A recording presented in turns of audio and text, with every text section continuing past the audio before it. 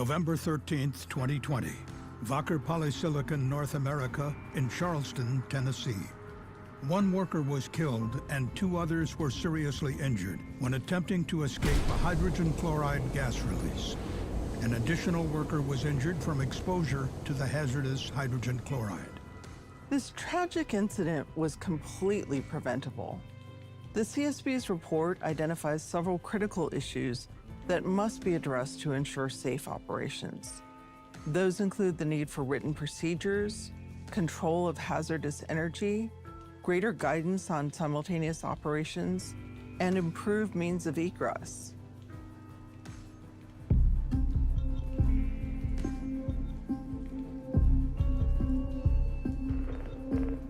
Wacker's Charleston, Tennessee facility manufactures various silicon-based materials that are used in the production of a variety of products. On November 2nd, 2020, the company initiated a 2-week turnaround of its hydrogen chloride regeneration unit to perform routine maintenance as well as equipment upgrades and repairs. To assist with the turnaround, Wacker employed contract workers from multiple companies, including Jake Marshall and Penn Gulf. On the morning of November 13th, Wacker issued a work permit to Jake Marshall to perform maintenance on a heat exchanger's vapor outlet piping. The work was to be done while hydrogen chloride was actively flowing through the piping. Exposure to hydrogen chloride gas can cause injuries, ranging from irritation of the eyes and lungs to severe burns or death. To protect themselves from those chemical hazards, the Jake Marshall contractors wore full-body chemical-resistant suits, rubber boots and gloves, and full-face respirators with acid gas cartridges. The maintenance took place on the 5th floor of an equipment access structure, which only had one staircase for entry and exit. That morning, contractors from Penn Gulf were also working on the same 5th floor platform. The Penn Gulf employees, however, were performing insulation activities that were not expected to involve potential exposure to hydrogen chloride. For their insulation work, the 4 Penn Gulf contractors were wearing the minimum personal protective equipment required by Wacker: flame-resistant clothing, steel-toe safety boots, as well as safety glasses and hard hats. They had escape respirators and safety harnesses in their possession, but were not actively wearing those items. The Jake Marshall contractor's task was to tighten bolts on the heat exchanger's vapor outlet piping in order to minimize leaks.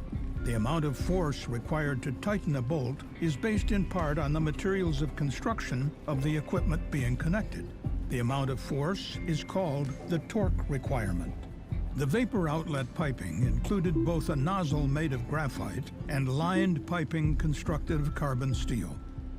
In this case, the torque requirement for bolts connecting steel to steel is higher than the torque requirement for bolts connecting steel to graphite, as graphite is a very brittle material. But on the day of the incident, Jake Marshall pipe fitters were not given written specifications for every bolt they would tighten. A Jake Marshall journeyman provided an apprentice pipe fitter with a torque wrench set to 40 foot-pounds, which is the setting for tightening the steel-to-steel connections. After tightening the bolts requiring 40 foot-pounds of torque, the pipe fitter then used the torque wrench to tighten bolts on the steel-to-graphite connection. But the manufacturer recommended torque value for those bolts is only 15 foot-pounds. As a result, the bolts were inadvertently over-tightened. At 10:04 a.m., the excess torque applied to those bolts caused the heat exchanger to crack. Hazardous hydrogen chloride released to the atmosphere between the workers and the only available staircase. Within 15 seconds, a large hydrogen chloride cloud filled the area, preventing the workers on the platform from seeing their surroundings. The apprentice pipe fitter quickly moved away from the release. As he did, his chemical suit became entangled on surrounding equipment and tore open. This exposed him to hydrogen chloride, which caused chemical burns. In the chaos, he bumped into equipment on the platform, which knocked off his respirator. Although he was located closest to the staircase, without a respirator, he could not pass through the hazardous cloud to exit. Instead, he moved to the opposite side of the platform where the other contractors had been working. 3 of the 4 Penn Gulf employees put on their escape respirators. But without chemical suits, they were unable to walk through the cloud to reach the staircase located on the opposite side of the platform. Instead, they attempted to climb down piping on the side of the structure, which was approximately 70 feet high. While climbing down, all 3 fell to the ground. 1 worker was fatally injured from the fall, and 2 sustained serious injuries. The remaining Penn Gulf worker was able to put on her escape respirator with help from a Jake Marshall worker, who, wearing chemical-resistant PPE, also attempted to shield her from the hazardous hydrogen chloride. The dangerous release continued for approximately 3 minutes, until all the gaseous hydrogen chloride had escaped from the system. After the release stopped, the 3 Jake Marshall workers and 1 Penn Gulf worker used the staircase to evacuate the area and safely reach the ground. The Chemical Safety Board launched an investigation and found 4 key safety issues contributed to the incident. They are written procedures, control of hazardous energy, simultaneous operations, and means of egress. The first safety issue concerns written procedures. OSHA's Process Safety Management Standard and the EPA's Risk Management Plan rule required Wacker to implement written operating and maintenance procedures for covered processes and equipment. These should have included clear instructions for how to tighten the different types of connections present on the heat exchanger's vapor outlet piping. But the CSB found that Wacker did not have a written procedure to execute the task. Instead, Wacker relied on verbal instructions and the piping manufacturer's equipment manual to communicate the torque requirements to the Jake Marshall contractors. The manual, however, did not include the torque requirements for the bolts that were eventually over-tightened. Those requirements were included in the manufacturer's drawing of the heat exchanger, which the Jake Marshall pipe fitters did not have in their possession at the time of the work. The CSB learned that the correct torque requirements were verbally communicated by the Wacker permit authorizer to the Jake Marshall foreman. The foreman then relayed the torque requirements to the journeyman pipe fitter, who finally communicated the information to the apprentice, who ultimately tightened the bolts. But the lack of clear written information and reliance on verbal instructions increased the likelihood of miscommunication and misunderstanding of the task and precautions.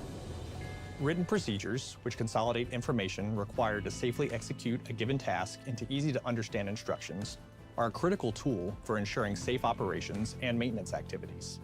Had Wacker used all relevant sources of information to develop written procedures for tightening each type of connection on the vapor outlet piping, it is likely that the contractors would have known about the specific torque requirements, which would have prevented this incident.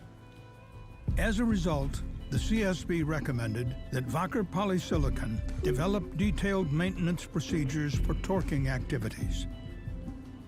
The second safety issue identified by the CSB is control of hazardous energy. The CSB found that Wacker had procedures in place for performing work on equipment that contained hazardous energy, such as pressurized chemicals.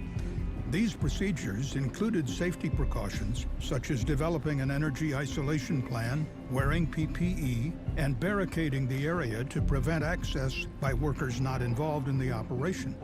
But even though the heat exchanger vapor outlet piping contained pressurized hazardous chemicals, the company did not apply those procedures to the torquing operation.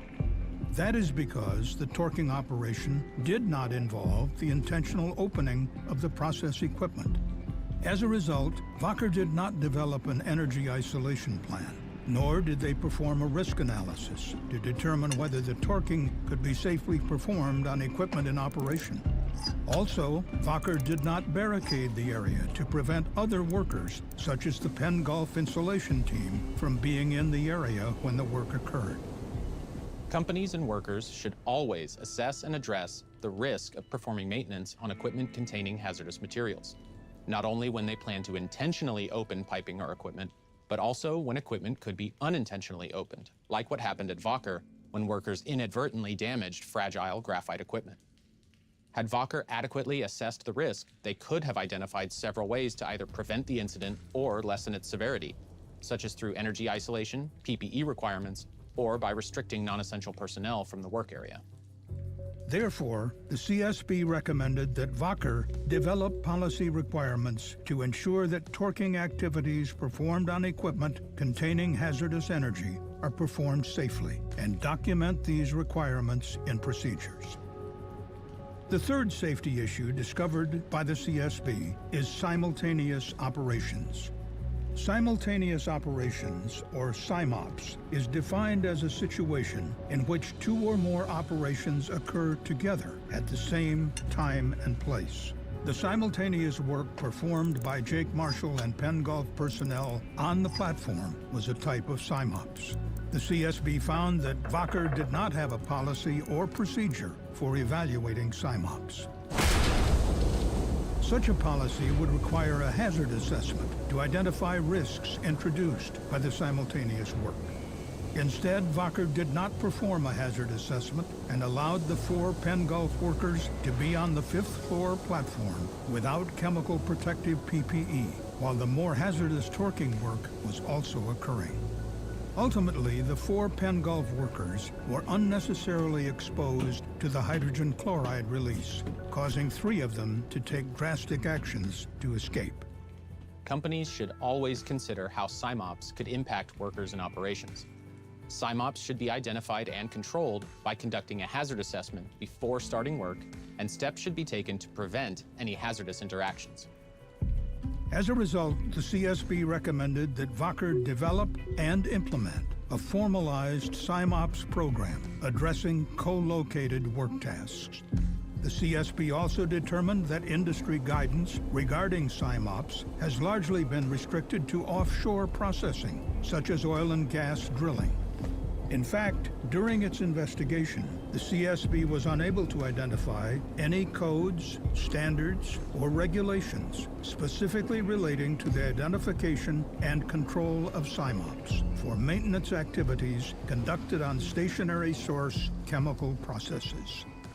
The CSB has investigated at least 5 other incidents involving SIMOPS, all of which led to the injuries or deaths of individuals not involved in the event that started the incident. To prevent other needless tragedies, the CSB believes that the lack of regulation and guidance surrounding SIMOPS is a safety gap that must be rectified.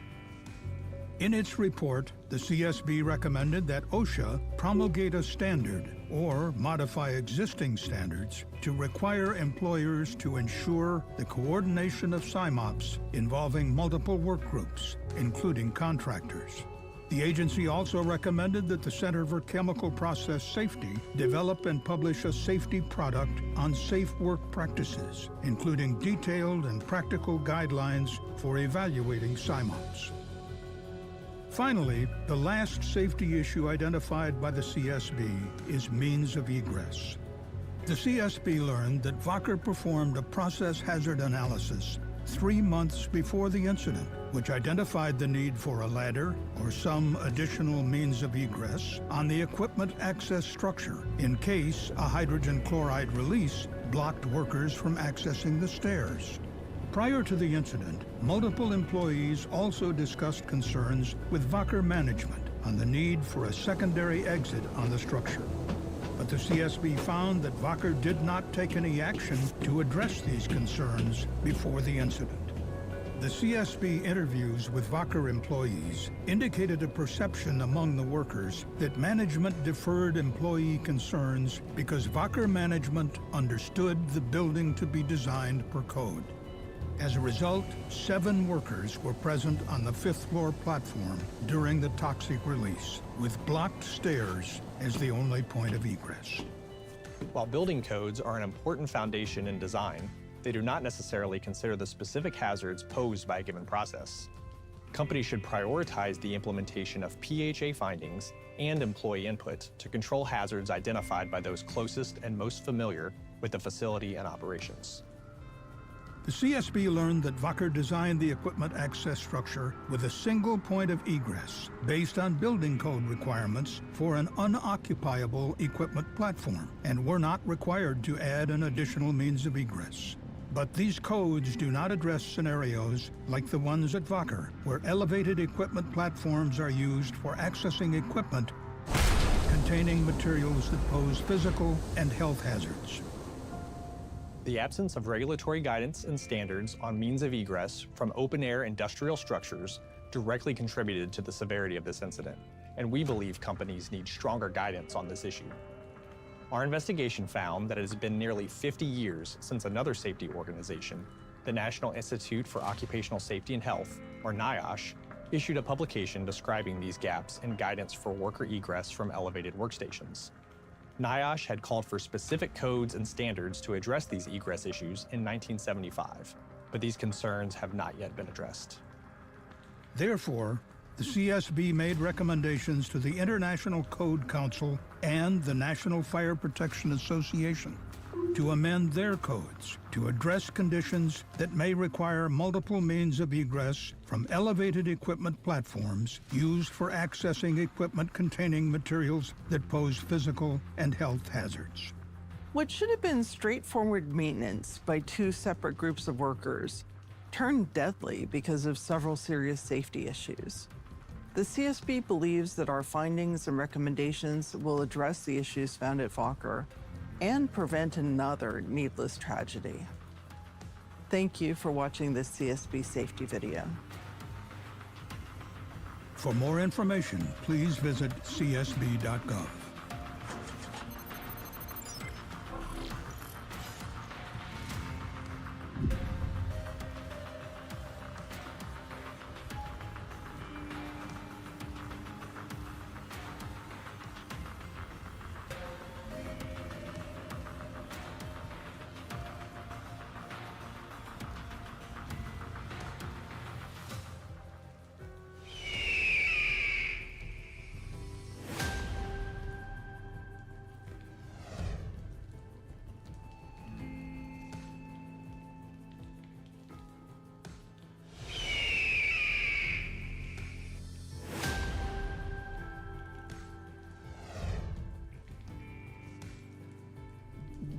December 8, 2020, the Optima Bell chemical facility in Bell, West Virginia.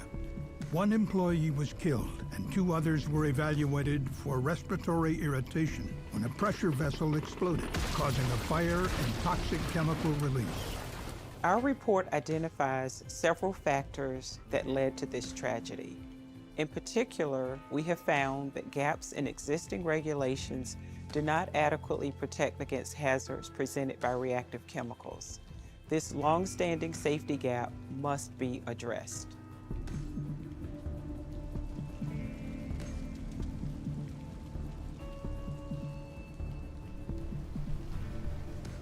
Optima Bell is a toll manufacturer, or a company contracted to provide chemical processing services, typically using its own equipment. On the day of the incident, Optima Bell was working on behalf of Clearon Corporation to conduct a batch tolling operation. The tolling operation involved Optima Bell dehydrating a chemical called CDB56. CDB56 is a white powder that is used as a source of chlorine for cleaning and sanitizing products. When CDB56 is exposed to high heat, it can decompose and release chlorine and other toxic substances. The batch operation was intended to dehydrate CDB56 that Clearon calls CDB63. CDB63 is a white granular material that is used for water chlorination in swimming pools, as well as in detergents and bleaching agents. Like CDB56, it can also decompose and release toxic chlorine when heated. For the batch dehydration process, Optima Bell planned to use a type of pressure vessel called a rotary double cone dryer. Clearon, however, had never before used this particular kind of dryer for dehydrating CDB56. Therefore, Optima Bell developed a new procedure for the dehydration operation.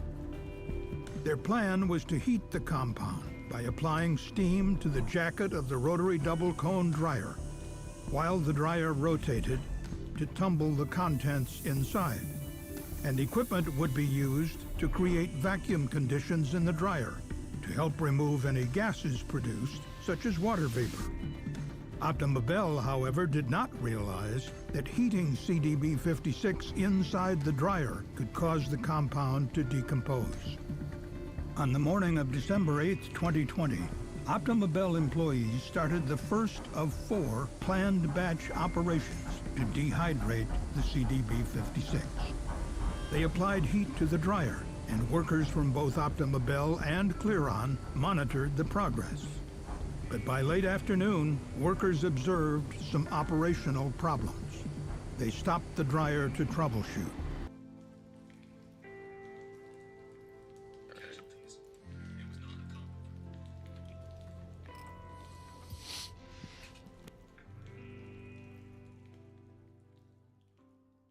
After hunting that beast, I killed another chimera.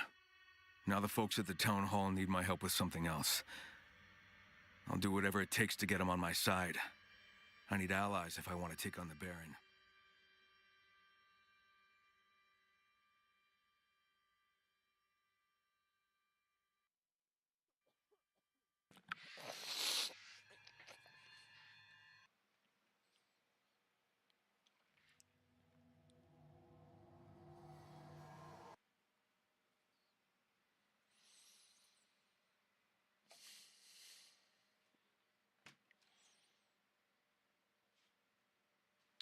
Just like Stalker.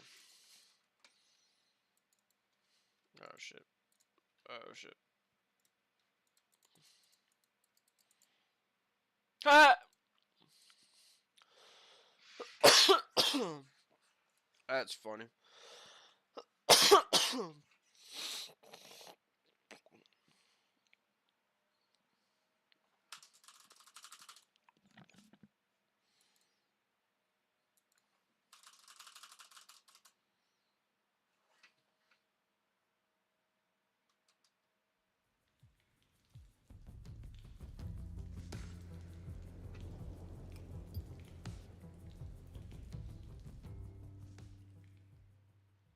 After hunting that beast, I killed another chimera.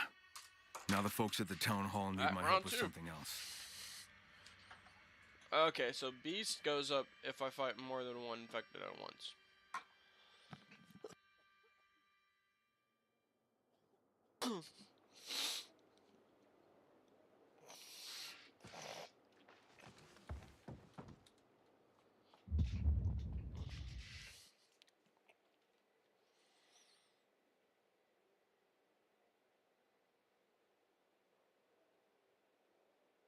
Pasta beer, then a schnitzel and potato salad.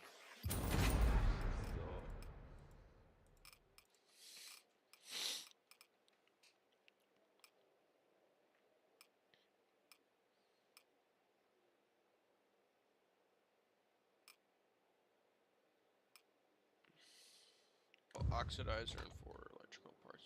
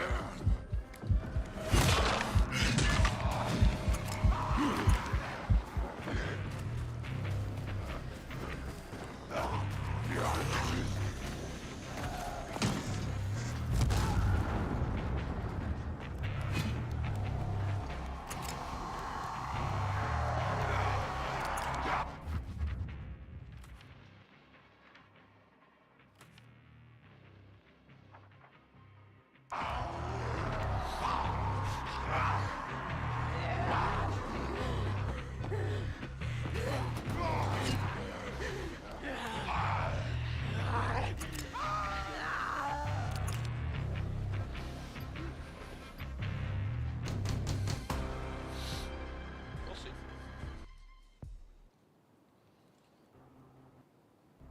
We'll see what it is, and what it do.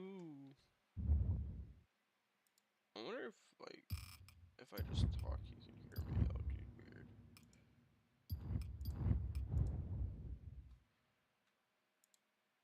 I think if you do just talk, you can they can hear you. Because, you know, that would be a shitty setting to have on your game.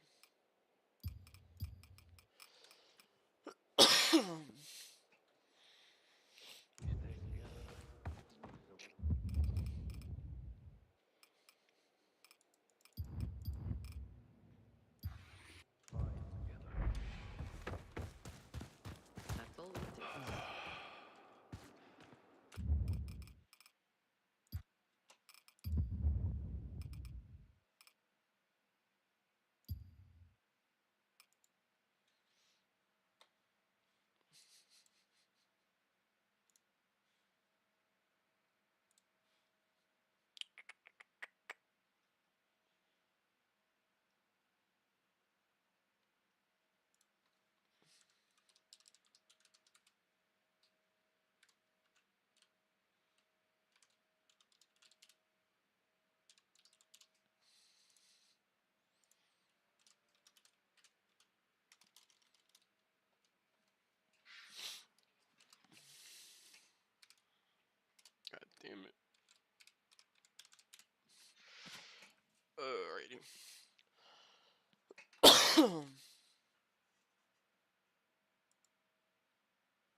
Okay.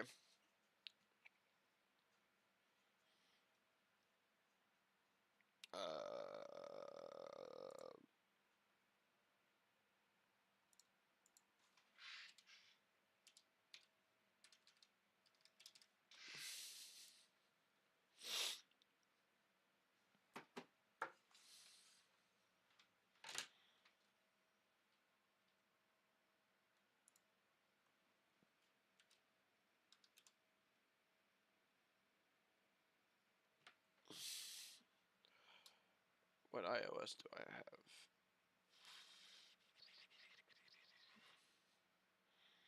Because I never update my iOS.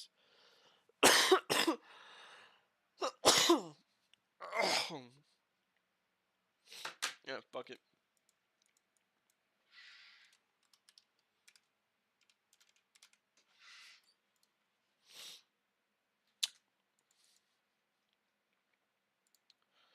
Well, that's shitty. I'd rather not.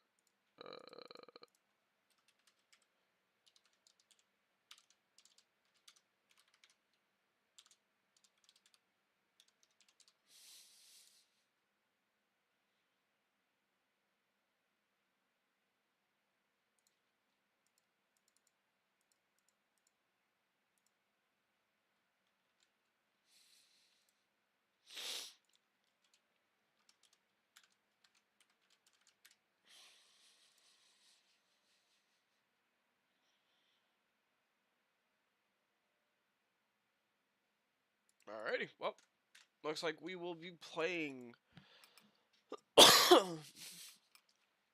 without that because I don't feel like. What other games do I have that?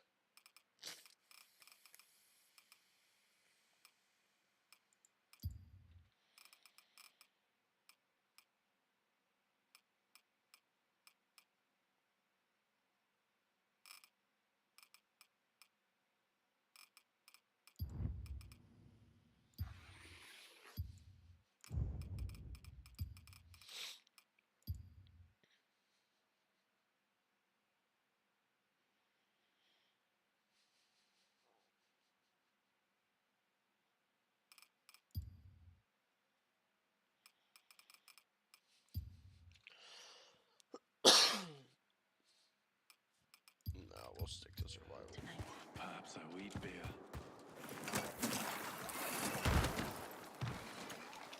Pasta beer,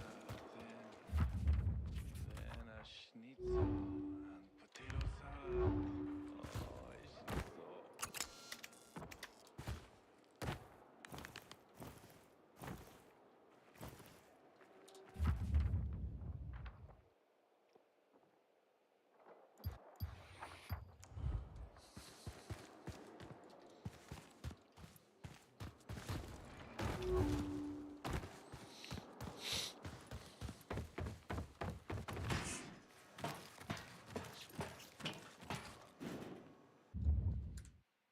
Oh, shit.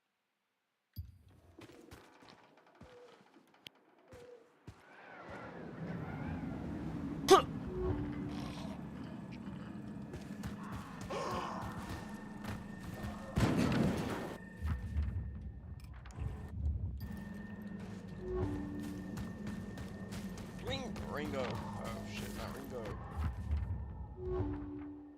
Yeah, I don't like how this just first shit happens.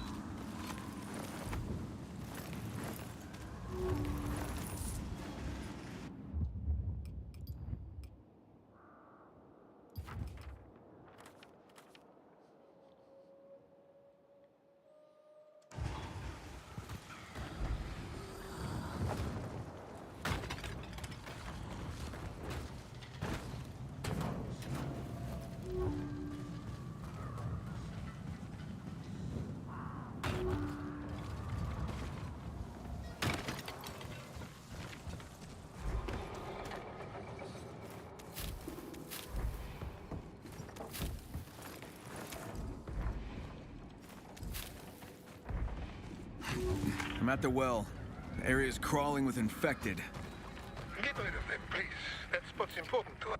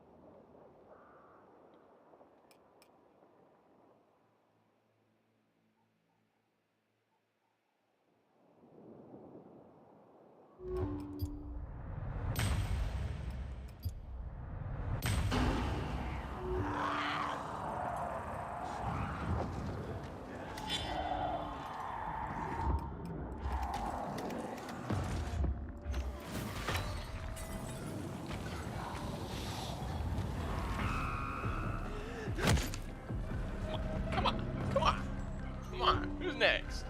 Come on.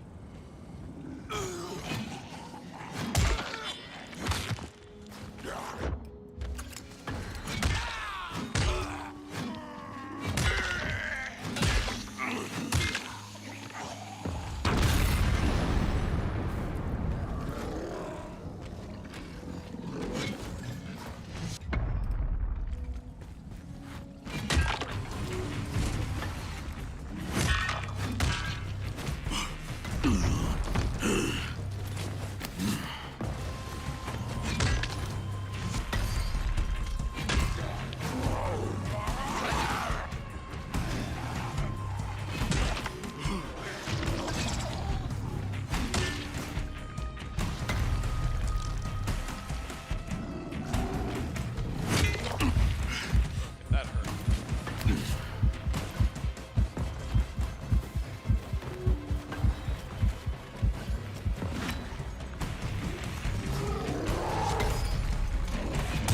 Now let's see what the hell happened here. Oh. That's what it is.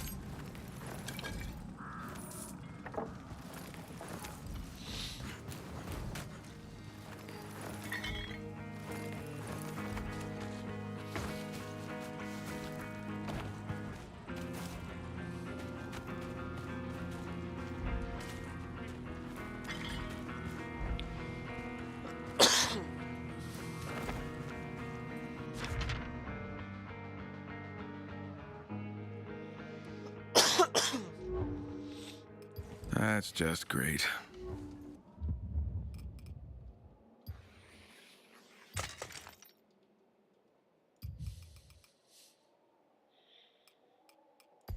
Honestly, there's nothing Doug, great I about found that. their bodies.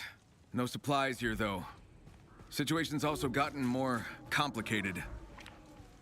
Meaning? Meaning someone's hunting your people, and that someone's got a knack for writing death threats.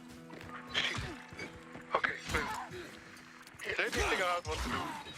In the meantime, swing by here. I'll pay you back for helping me. So you're telling me all that was just a stupid fucking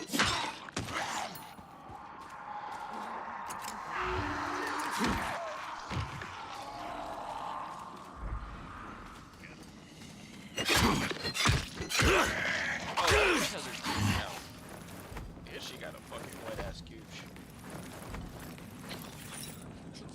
Fucking, that's someone's dead grandma I'm talking about.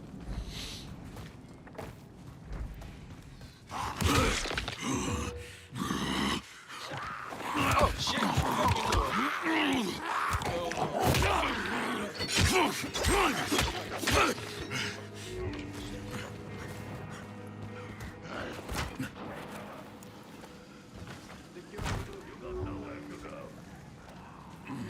Show yourself. There you go.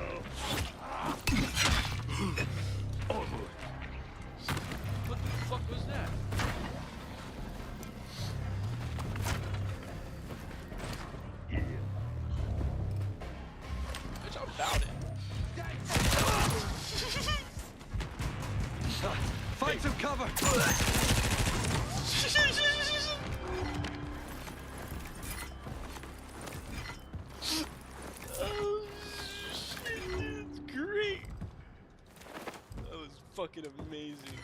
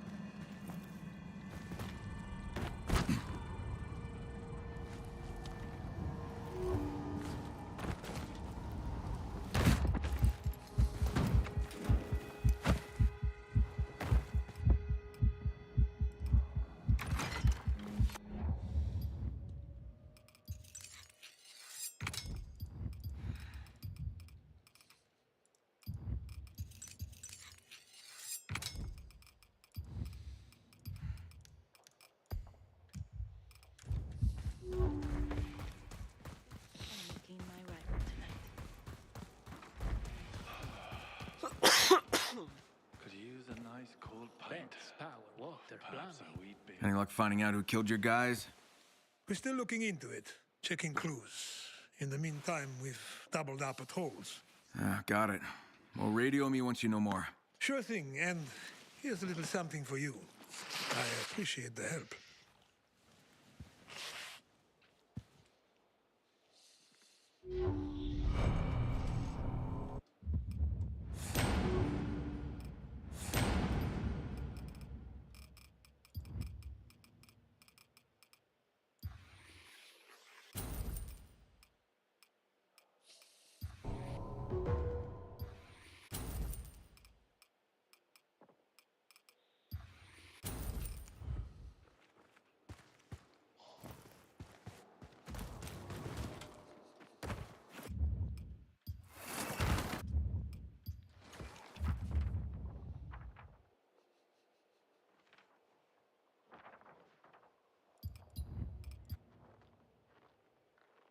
Hoffentlich ist davon nicht schief.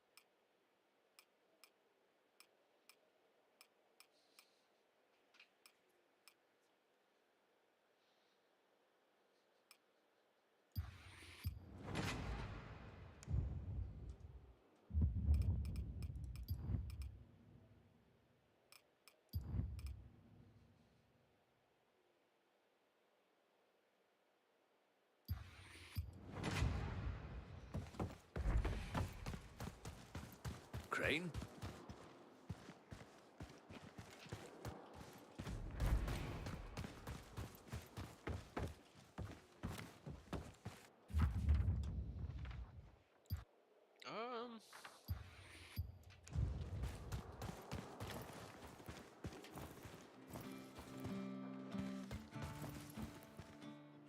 Yeah?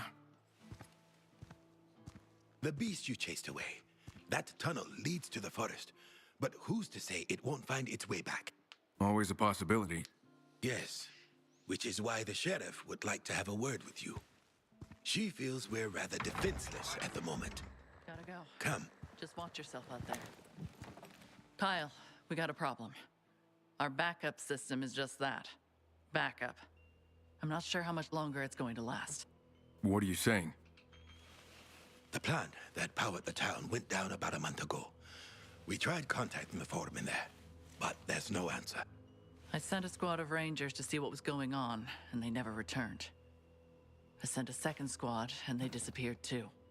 I asked for volunteers for a third squad, but no one stepped up, and frankly, I can't blame them. So I said I'd go. And I told her no. If we lose her, we lose our last shred of hope. Look, I'm no electrician, but maybe I can go check it out and at least see what's going on. I didn't want to ask. I didn't want to be presumptuous. But if we can get the power back on, we might just have a chance here. I'll see what I can do, but no promises. Thank you, Kyle. People around here are starting to lose faith. I guess they don't trust that God is watching out for us anymore. God is watching out for us. He sent us Kyle. He sent us Kyle. Oh fuck, man. I don't want to get their hopes and dreams up. I hope we didn't just send him to his death. Oh, I fuck with her though. That's a vibe. Oh, I hope I just didn't send him to his death, you know? Yeah, like you haven't done that like any time before prior to this situation. Yeah, no, this is the first of its happenings from her standpoint. My standpoint, I don't give a fuck. Hear that.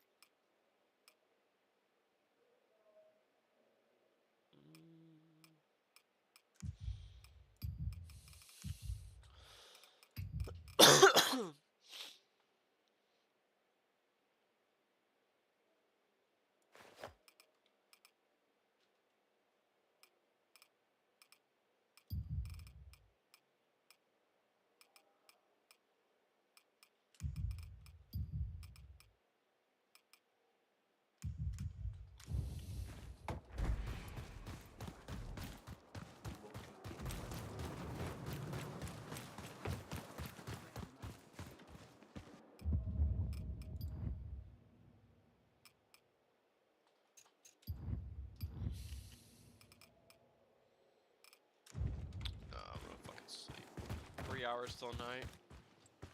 I can't do shit in 3 hours. Probably go to that thing, but I don't have a military key.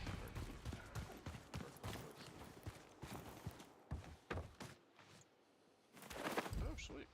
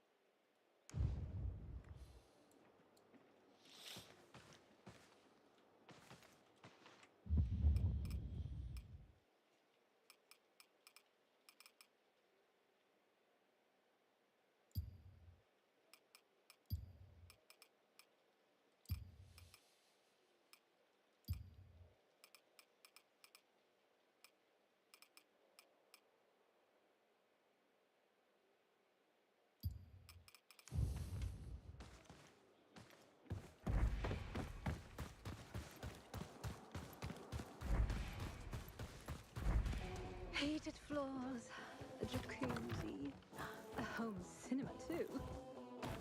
Lived well, huh? Yeah, lived well. Believe it or not, I even had servants. One of the villas south of here is mine. But so. And pardon the conditions around here, Your Highness. It's a disgrace Your Highness doesn't even have tap.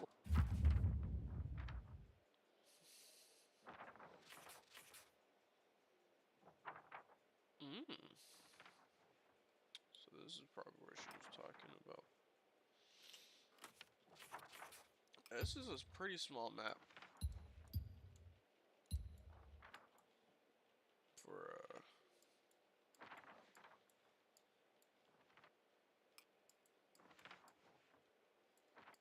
but we're also talking about a game that only your first missions are fucking here.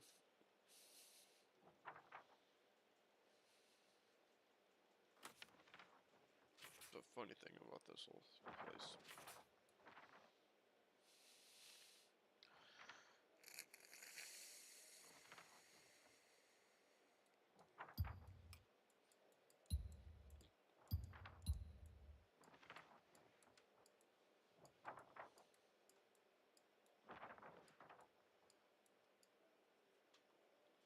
Water. Not funny. If I ever have a son, I'll name him Kyle.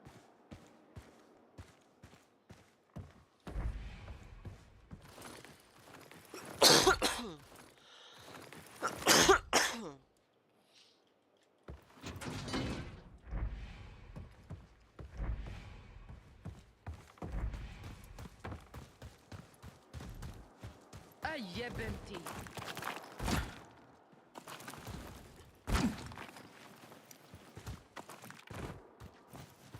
It's dangerous these days. Yeah. Outside, of course. Was it any safer before? Well, when there was power, at least we had traps.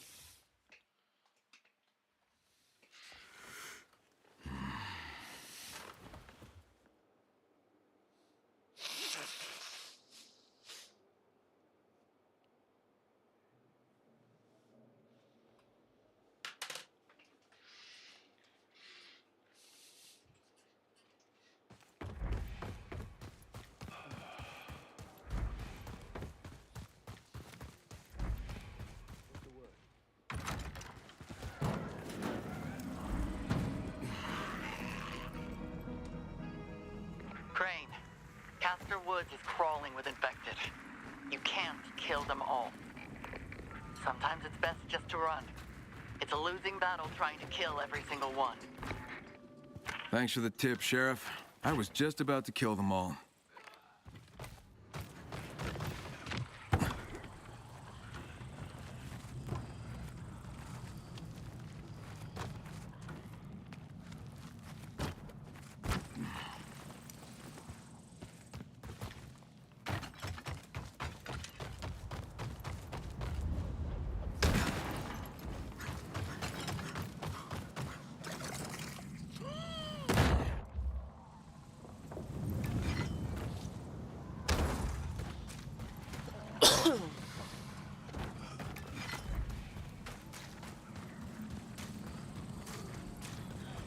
Kyle, I'm afraid the situation's gone from sad to bad to much, much worse.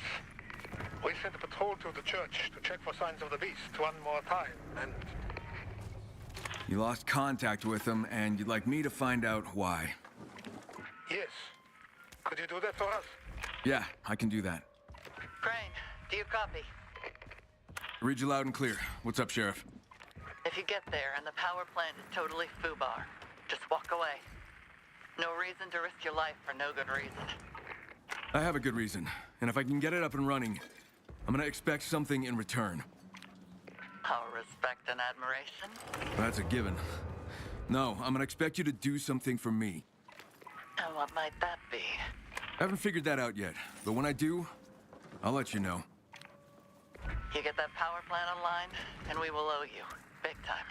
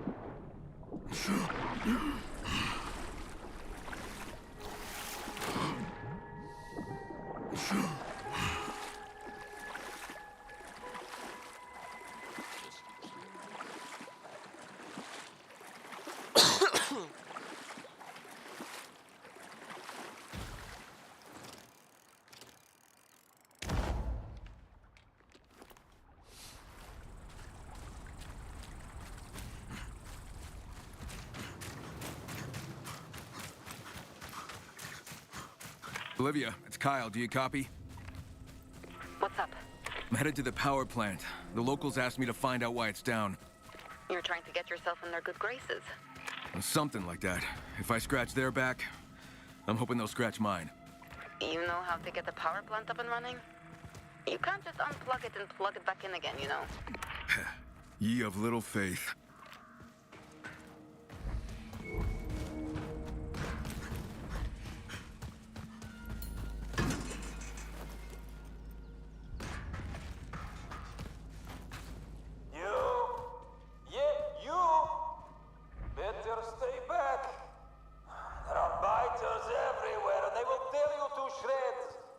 Guess that foreman is still alive after all.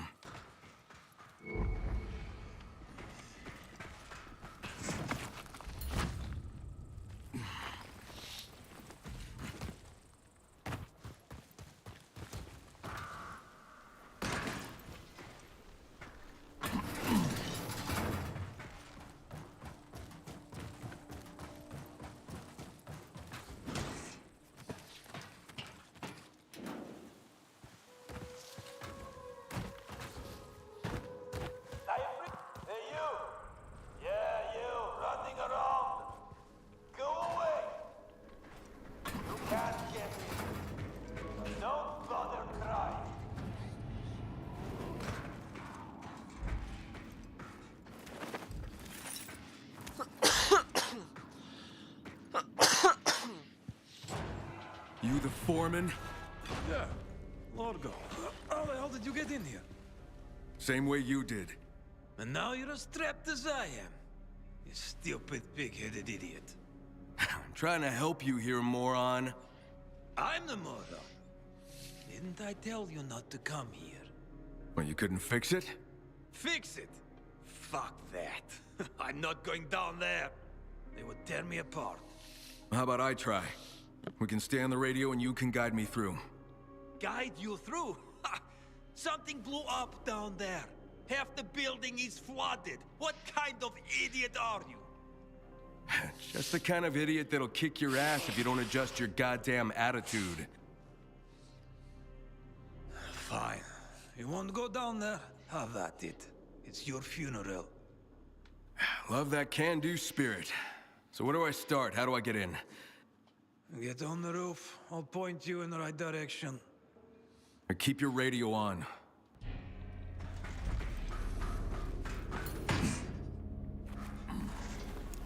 Okay, Largo, how do I get in?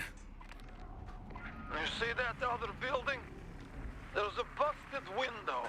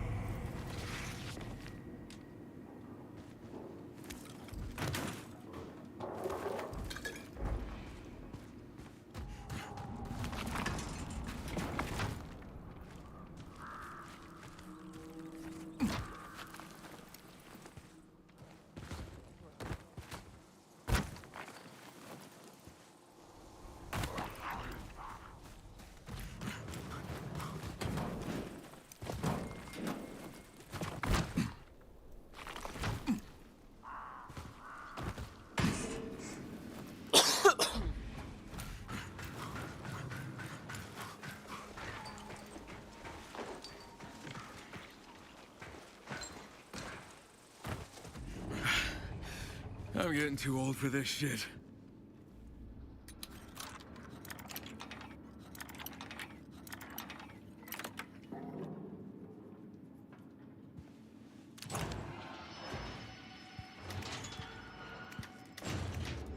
So what am I looking for? The turbines, they're in the main building, but I doubt you can get them going. Just point me in the right direction.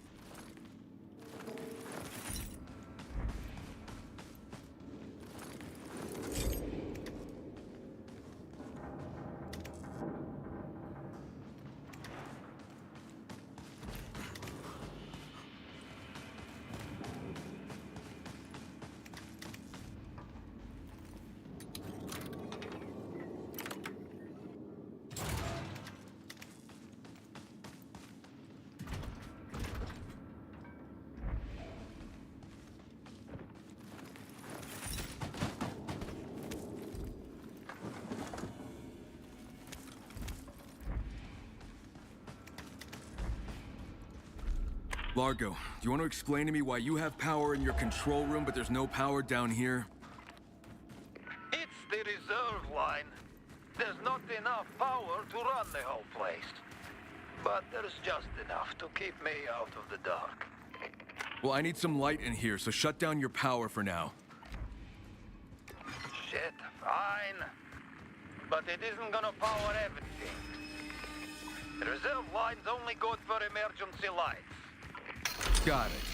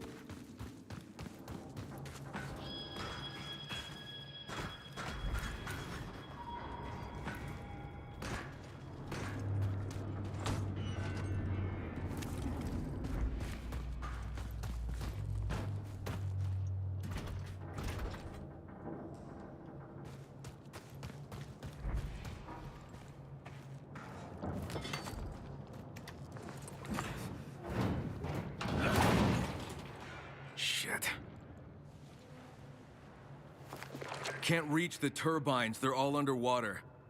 Didn't I just tell you that a moment ago? I'm gonna look for a way to drain the water.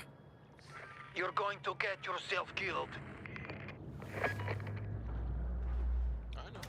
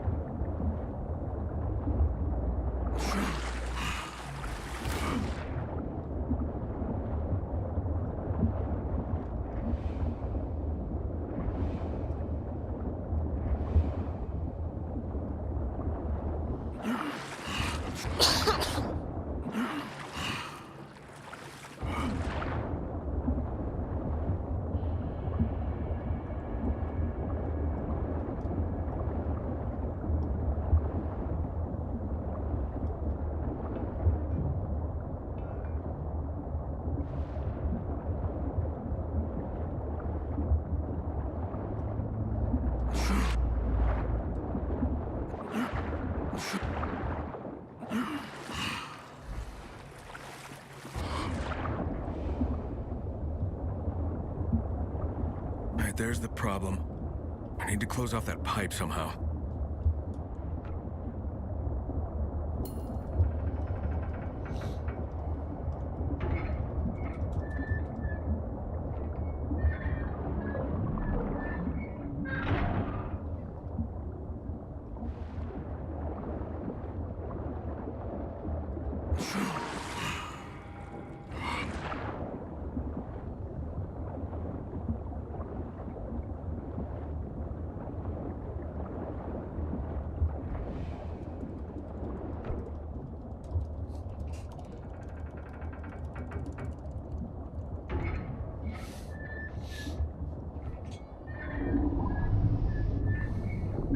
That did it.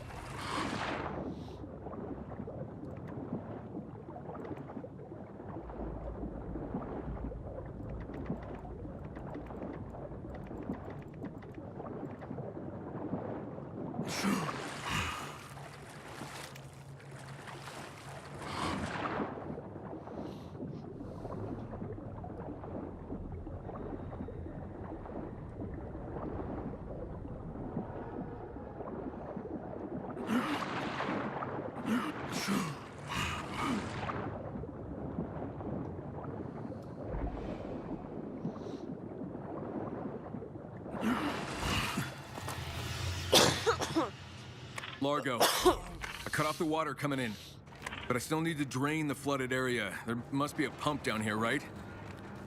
On the ground level, I think. Doubt it's working, though. Love that optimistic attitude. Realistic.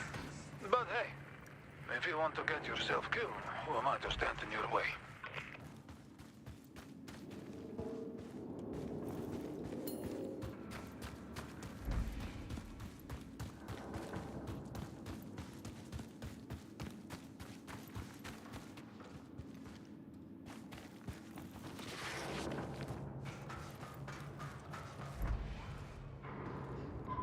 Pump's offline. What did I tell you? Plant's running on backup, remember? That reserve line only powers a few critical functions. Can we use that line to power up the pump or not? Probably not. Well, since you've been wrong about everything so far, I'm gonna look for a backup circuit. It's your funeral.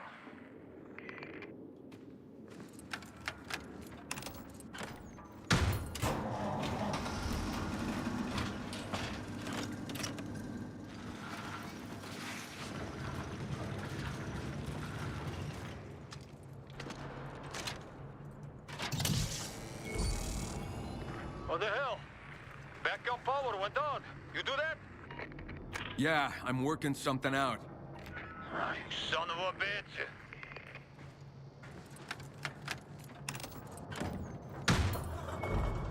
Come on, come on. Fucking those. I call it before because I have to go to the restroom and start more tea for me because of my throat. I will put on some lo-fi music for people. Nobody that's watching this because, of course, no one watches this. You know, fucking, who gives a fuck anyways? I could just leave and no one would give a fuck. Anyways.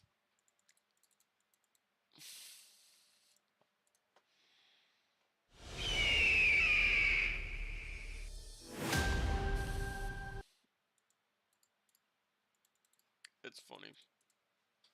Well, not that. Fuck. Oh, you're right. Damn.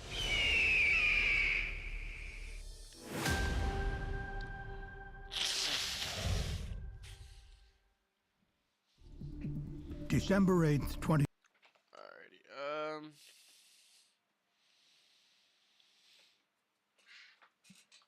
Let's just watch this real quick. Hey, I'm Adam Sandoval. I've done a lot of riding around the country right alongside my friends, the Law Tigers. And when I ended up in... On Wednesday, June 19th, 2024, at approximately 7:45 p.m., Pueblo police received a call of a man with a weapon in the 1400 block of West Highway 50.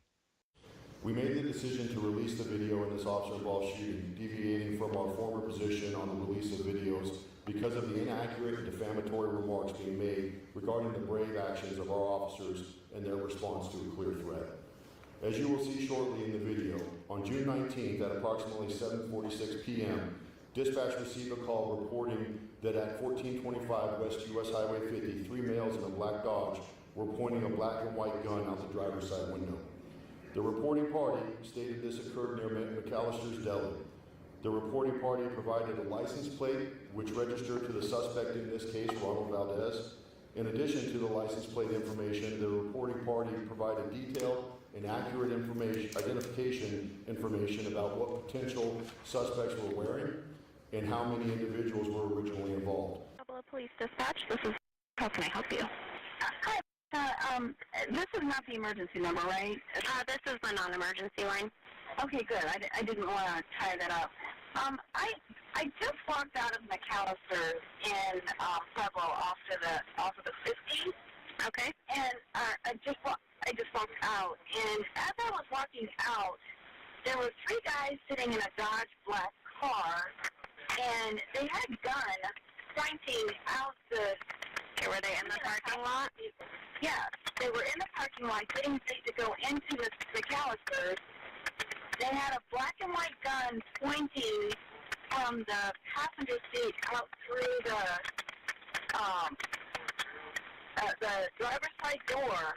And I saw it, and the only reason, I saw it, and it shocked me. I quickly got into my car. Okay, what kind of car were they in? A Dodge. It was a Dodge car. Dart. And did you get a license plate? Black. I did. I can't see it. I'm a passenger. She's driving. I'm sorry. So wait. Okay, and they were pointing the gun out the driver's side or the passenger side? It was the driver's side. They were in the passenger seat pointing it out the driver's side. And the guy getting out was talking about his gun. Okay, what were they wearing? They're mostly in black. Their pants were sagging.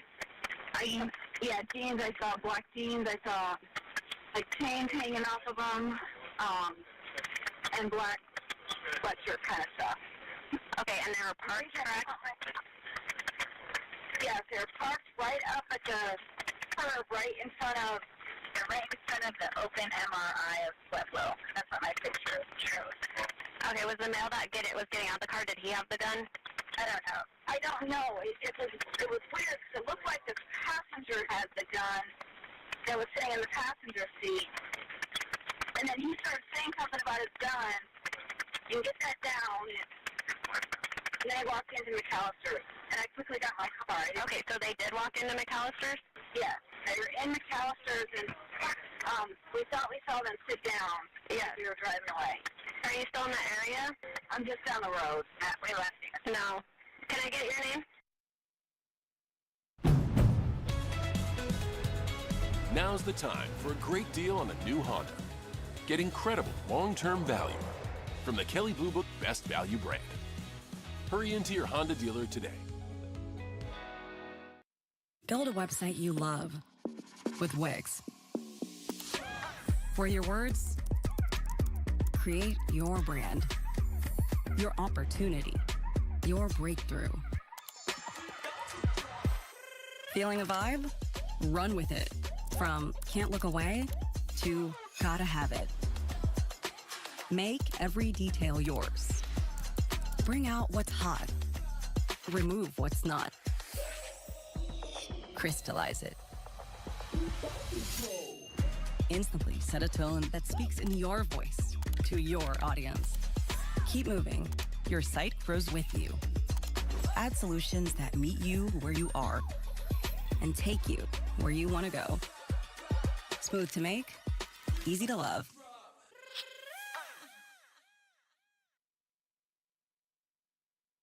Yeah. And your last name? Okay, I have a call and we're getting officers there. And you left, correct? I did. It was a little scary. Okay, I have that call and we have officers en route. Thank you so much. I just didn't feel right leaving knowing that. Yep, thank you for calling that in. Several officers responded to the scene, the first officer arriving in less than 6 minutes. Pueblo Police Department officers searched the area and found the vehicle, with the license plate number provided by the reporting party, parked on the east side of Popeye's Chicken, approximately 500 feet away from where the call was initially reported. On your left. Hands! Hands! You're gonna get shot! Hands up! Hands up! Hands up! Hands up! Do not reach! Hands up! Don't reach! Keep your hands up! I only see one. Those ones are the other ones out of the car? Yeah. There's 3 that just came out of the store. They're trying to get to this car. Hey, talk to them. Black hoodie, jeans, blue shirt, pants, and a female gray hoodie, jeans. All right, time out real quick. Stay right there. Just stay where you're at. Hands up! Stop reaching! Stop reaching! Show me your hands! He's reaching, refusing to show his hands right now. Hey! Watch out for crossfire.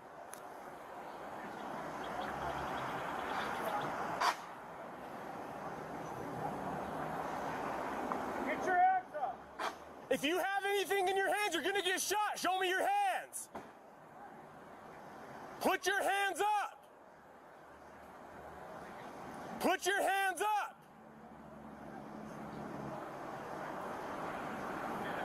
Driver's seat, yeah.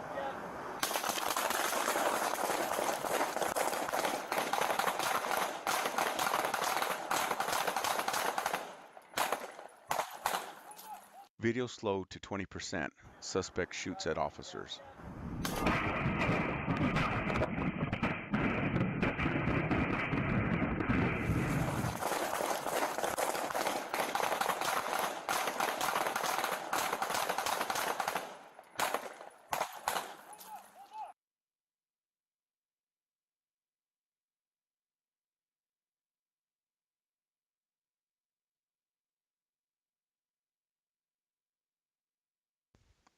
Video slowed to 20% with zoom.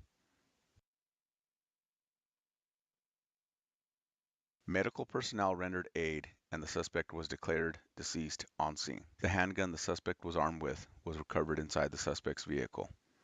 The handgun was reported stolen in Pueblo on April 18, 2024. Bullet impacts to patrol car. Got one running with a gun! Got a man running with a gun!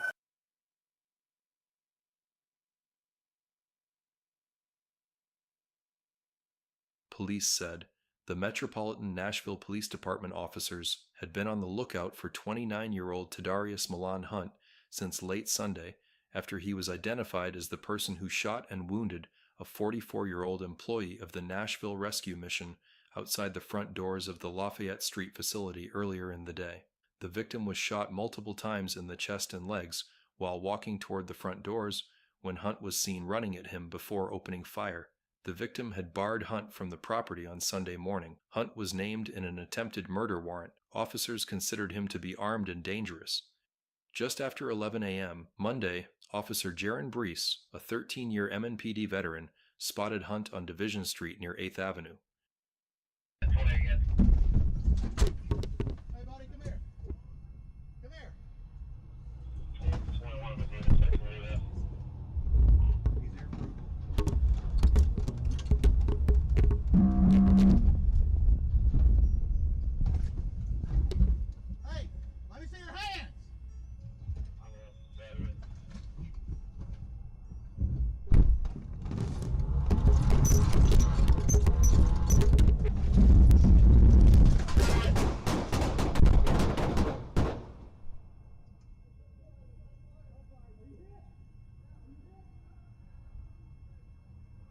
Officer Clayton Lewis, a 9-year MNPD veteran, drove from the opposite side of the bridge to back up Officer Brees.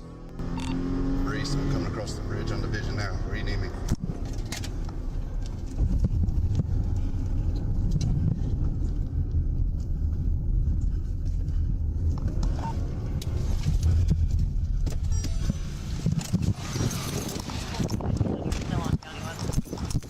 You better stop. You better stop. Stop! Stop! Shots fired! Shots fired! Are you hit? Yeah. Are you hit? I think I got hit in the leg. Something hit me in the leg. Officer Lewis suffered a graze wound to his left leg. He was taken to Vanderbilt University Medical Center for treatment and has been discharged. Tadarius Hunt was also rushed to Vanderbilt, where he died. His 9mm pistol was recovered at the scene, police said. Thank you for watching Video League Police. Please subscribe.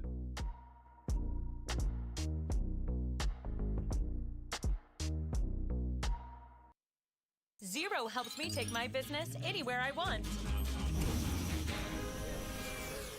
Hey, it's a bomb. Remember that. And he wants $58,000, and we have 3 minutes. Put your hands up! Show me your hands, police! Put your hands up! Police said, on Tuesday, March 26, 2024, at approximately 5:09 p.m., the Fullerton Police Department Dispatch Center received a 911 call from an employee at the Wells Fargo Bank located at 141 West Bastonchery Road. The employee explained that a man later identified as 57 years old Scott Thompson was in the bank claiming to have a bomb and demanding money. At the time, the bank was open, and there were employees and a customer inside the business. 911 Fullerton Police. Yes, we have a customer in our branch that states that he has a bomb on him, and he's asking for money. Okay. What's the address then? At 141 West Bastonchery Road, and he says if he hears sirens or anything that he's going to detonate the bomb. Okay, what's the description of him? What color shirt, what color pants? Give me the description. A navy hat. He has a mask on. He's Caucasian. He said he was former military. What's his age range? He's old. What color shirt, what color pants, ma'am? What color? We didn't see that. He has a dark color shirt on, we believe. He's an older gentleman. How old does he look? 60s, late 60s. But he's inside. Our doors are locked, but he's at a banker's desk, so. Okay. He's asking for money. How much he's asking for? And he wants $58,000, and we have 3 minutes to get. He wants how much? $58,000. $58,000, and he said that if he hears sirens, he will blow up the bomb. Yes, that's correct. So we're going to proceed as we're giving him money. Okay. I heard. Okay. Does he have any bags or anything on him, ma'am? He has a box. He has a box in his hands? He says it's a box sitting on his lap, and he says it's a detonator inside of it. Okay. He has it sitting on the desk. Okay, so the box is sitting on the desk. On top of the desk, yes. Okay. And let me just confirm, 141 West Bassentry at the Wells Fargo, correct? That's correct. Okay. Okay, ma'am. We have several officers on the way, so just stay on the line with me, okay? Okay. So How many employees are inside the bank? There's 2 customers and 7 employees. Okay. And one is the robber. And he says if he sees anything, he's going to detonate the bomb. Okay. So if they could not come, because he can see out the window on Bassentry Road. Okay. Okay. He's wearing ear pods, and he's listening to see if there's any communication, like in regards to police. Oh, Jesus. Hi, yes. Okay, are you guys hiding her yet? Okay. No, so I'm sorry. I have an officer on my cell phone. So. You have an officer on your cell phone? Yes, he's trying to ask me questions right now. Can I hang up with you? Or Yes, do I you need can to hang. stay? If you're on the phone with one of the officers, you can hang up with me. You want me? Okay, he wants me to stay. Okay. Okay, you want to stay on the line with me? Sorry. That's yes, fine. sir. What Okay. are you asking me? Ma'am? Ma'am, can you hear me? Ma'am, can you hear me? Can you hear me? Yeah, I can hear you. Okay, what's your name, sir? Okay, and you're an employee at the bank? Correct. Wait, hello? I'm still here, sir. Okay. He said he's gonna walk out with the money, and he's gonna leave the bomb inside. So he told you that he's going to walk out with the money and leave the bomb inside? Yeah, and he said if he sees anyone, he's gonna blow it up. Okay. Okay, he's exiting the opposite door. Okay, which door? He's going through the back door. Oh wait, no, he came back. He came back. So he didn't leave yet? No, he came back. He's back at the banker's desk. Okay. Does he have the box with him? Yeah, it will. Okay, he's going out the back door. Someone's gonna unlock it for him. The banker's gonna unlock the door to let him out. Banker's, okay. Gonna unlock the door to let him out, and it's the back door where the offices are. Okay. Top level. Hey y'all, Adam Sandoval here. I ride motorcycles around the country, often right alongside my friends, the Law Tigers, but they're not just out there sharing miles with us, they're actually riders who are engaging the community. They're at rallies and events, giving out information that people need to know should they ever end up in a motorcycle accident. I've ended up in 2 accidents myself, and both times, Law Tigers have got me back on the saddle. When you end up in an accident, don't call your insurance company first. Call the Law Tigers. They'll deal with the insurance. It's game over if he smells you. Scent Killer Gold effectively turns your clothes into a high-powered scent elimination suit. Play the game on your terms with Scent Killer Gold. Scent Killer Gold. Apply it, dry it, and go hunt. Sir, did he go outside? Oh my God! Oh my God! Sir, stay inside. Stay inside. Stay inside. Oh my God. Sir, just stay inside. You're okay. Stay inside. Stay inside. Did he come back inside? No, I think they shot him. Okay, sir. Hold on. Everyone stay inside. We're exiting. Exit through the rear. Exit through the rear. The first officer arrived at the bank within 2 minutes of the call being dispatched and began coordinating the response of additional personnel and resources. Additional officers arrived and established a containment perimeter around the bank. Station 24 to 24 units at the Wells Fargo, 141 West Bassentry. We have a male with a dark shirt, says he has a bomb on him and is asking for money, and he does not want to hear sirens or he'll set off the bomb. 127, 323, 228. 27 copy. 328, I copy. 328, can you work on an airship? Never. 7597 on that last. 784, copy. We still on the line with the employee. They received a panic alarm from the alarm company as well at teller 3 and 4. The doors are locked to the bank, and he says if he hears sirens, he will detonate the bomb. He has a white box in his lap. 784, is he still inside the bank? He's sitting at one of the desks. The doors are locked at the bank now. He has a white box on his lap, and they're saying that the bank is closed. And there are 2 customers and 7 employees inside. And get a unit from 19 to bring the Bearcat and any breaching tools. Copy. And we are still on the line with the bank manager, and she says they're going to comply and give the male what he wants. He has AirPods on his ears, and he's claiming he can hear dispatching. 238. 238. Can you start flyer and paramedics out on stage further from us just in case we need them? Copy. Unit, standby. It sounds like the male's trying to exit. Copy. Unit, standby. It sounds like the male's trying to get up and walk out. Sam 9. Sam 9, go ahead. The money in a box that says TPS in it. Copy. Money's being placed. Yeah, 15. What's the closing description? He's described as a male lying in a dark-colored shirt. That's all they could provide. 9, he's also wearing a mask. And subject wearing a mask. Subject possibly exiting through the back door. The radio, please. Movement at the front door on the east side. Movement at the front door on the east side. Going back down the stairs, southbound in the bank. Nobody exited yet. So far, no one exited. He's still at the desk. Male still at the desk. He's coming out the back door now. Out the back door now. You said doors open. Doors open. Doors opening. White box in hand. Yeah, 15 shots fired. Copy, shots fired. I got shots fired. Stand by. We're moving up now. You're on 15. Tell all the employees to exit through the rear.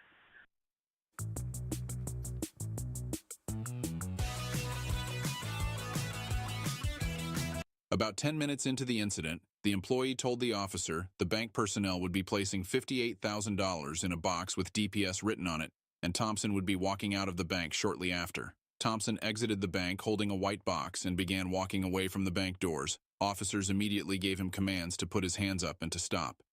Thompson failed to follow the instructions he was given and instead turned around and started walking back towards the bank doors.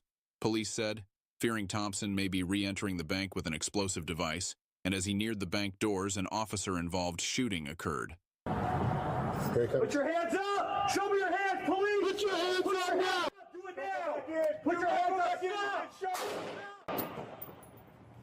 Shots fired. Shots fired. Hold on. Hey, dude, you've got fucking people up there. He's got to get shots fired. Stand by. We're moving up now. Hey, move up with me. You're a team. Move. Move it up. John, stay. John, our side, John. There's a bomb on it. Hey, there's a bomb. Remember that. Hey, use that Bearcat right here behind us. Immediately after the officer-involved shooting, officers began to approach Thompson to take him into custody and render medical aid. However, because Thompson indicated he had an explosive device, they secured the area and requested the assistance of the Orange County Bomb Squad. The Orange County Bomb Squad responded and used a tactical robot to examine the device, and was determined to be an item constructed to resemble an actual explosive device, referred to as a facsimile device, also known as a fax.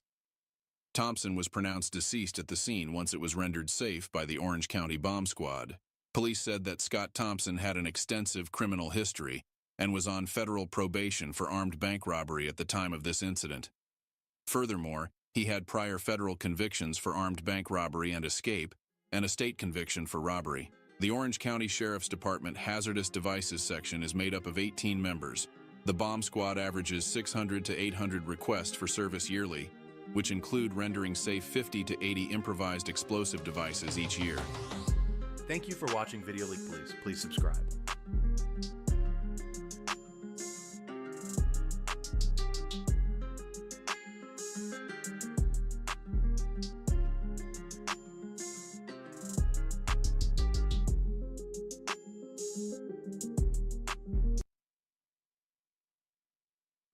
Check out these 2-foot pursuits in Chicago that end very differently. On September 16, 2024, officers with the Chicago Police Department were dispatched to Jackson Park on the south side of Chicago after receiving reports of a man brandishing a firearm.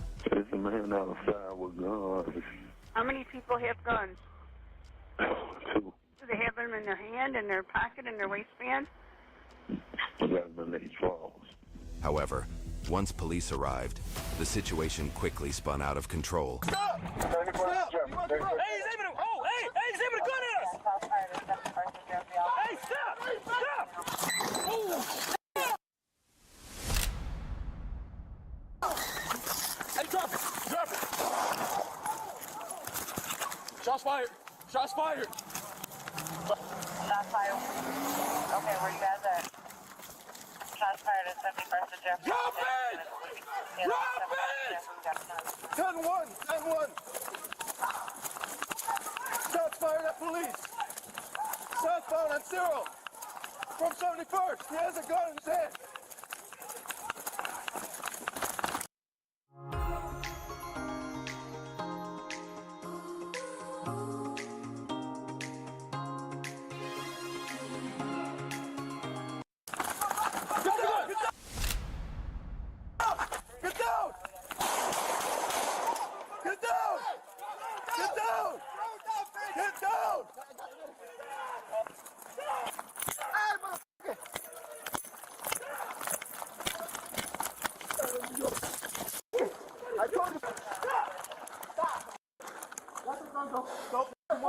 Let it go!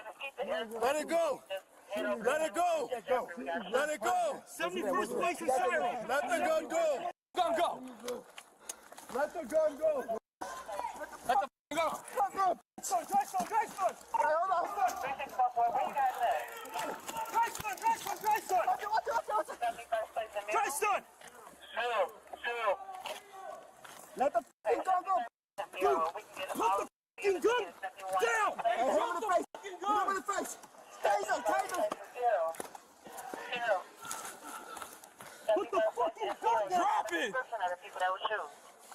Dude, you let that gun go off, you're gonna get shot! I'm telling you!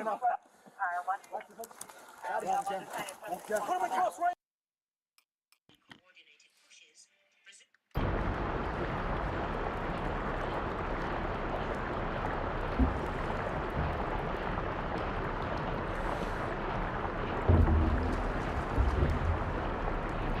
Finally. Now to check below.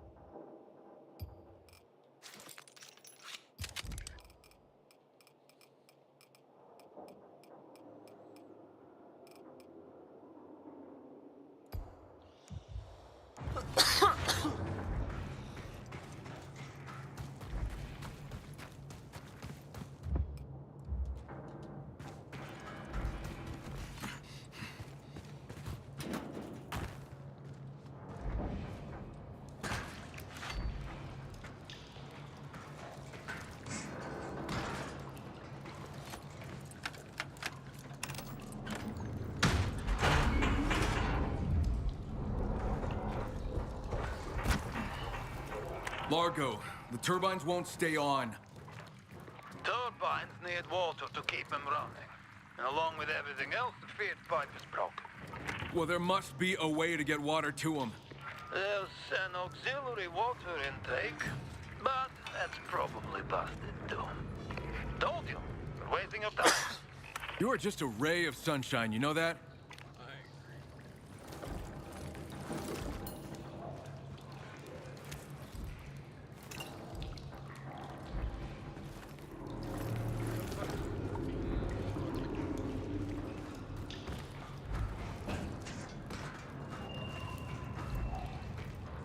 Hey, Largo, I'm seeing a red pipe. Is that the other water intake? Could be. To tell you the truth, I'm kinda colorblind. Yeah, I'll use it as a bypass. There's a valve, but it doesn't have a handle. Maybe it broke off. Or maybe you want me to come up there and break your head off. Relax. I'm just messing with you. You need to find a valve wrench. Should be one lying around. Check the rooms nearby. Okay. So they just fucking... Alright.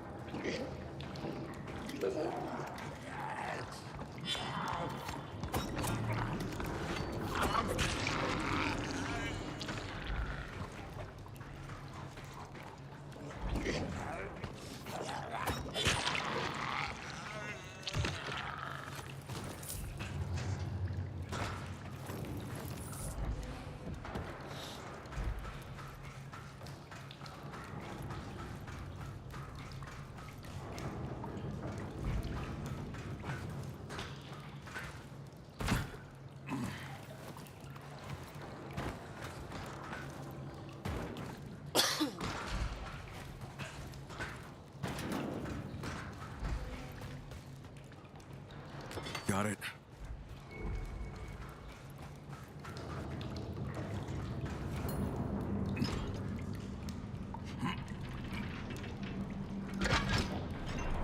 Good.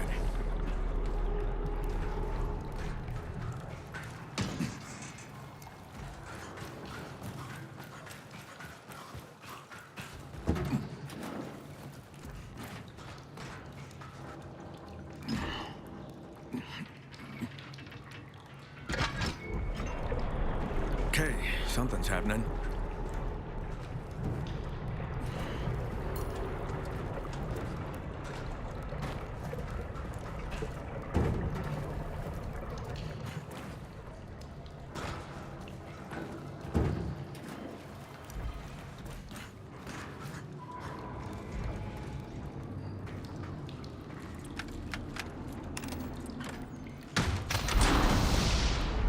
Let's see if that worked.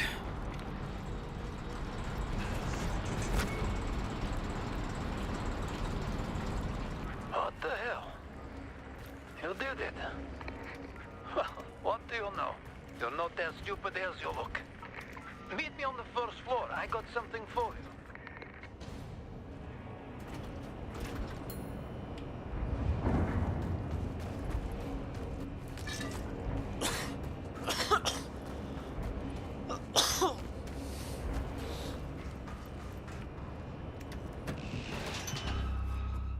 Got to hand it to you. Don't give up easy. Well, you sure didn't make it easy. That's because the Baron shut this plant down for a reason. And he wanted it to stay that way. Yeah, I work for the big man. Did I forget to mention that? Hands where I can see them!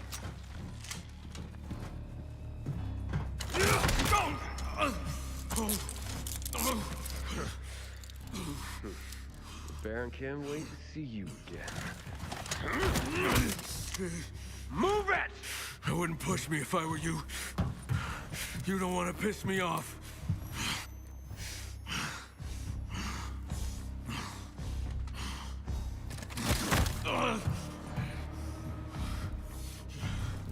Move! You're gonna see a really ugly side of me. Back off.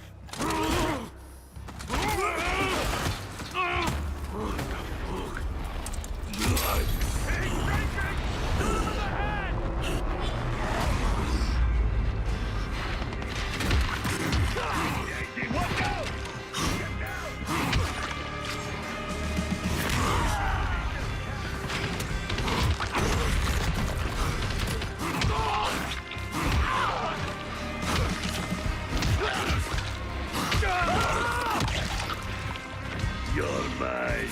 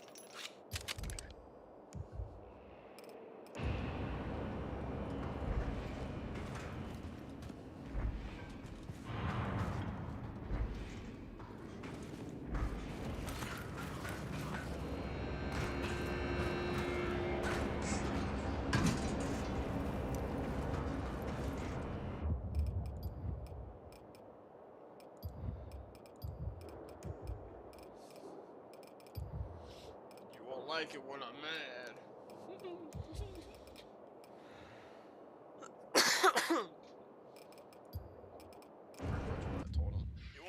You won't like me when I'm mad. This is like the Hulk game. Like if there is ever a Hulk game made, this is how it would be. Like the same shitty fucking cutscenes with the talking. See, that's why this game reminds me of Dying Light. You know, that's why I'm not playing it, because it actually has the shitty fucking like talk scenes that make you aggravating that you're listening to. You know, it's like, oh my god. See, that's what Dying Light 2 had. It actually had interesting, like, they tried to make it interesting. But Dying Light was so boring, it was interesting. It was like, alright, well, I have to do this, then I can just fuck around in the map, and then I can go do the objectives. Because the game is more about exploring and fucking around than, you know, playing the game. That's why I think they have more, like, dark zones and stuff like that, like more houses. I don't know. Hell, this could be half of the game, and then the fucking game just explodes like it did in the fucking second game. But I think it's just going to be this small the whole time, which kind of lame. But whatever. Plus, like, every building is is like fully fledged like it has been, and then it's kind of like, okay, then it's understandable. Then it's that it's so small because all the buildings are fully fucking fledged, you know? Oh shit, let's watch some fucking Taliban footage. Oh shit. Shit just popped up on my feed.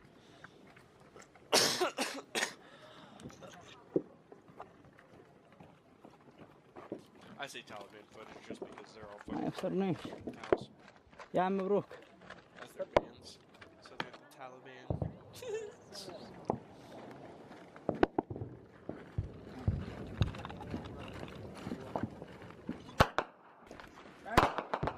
Hell, this could be Americans.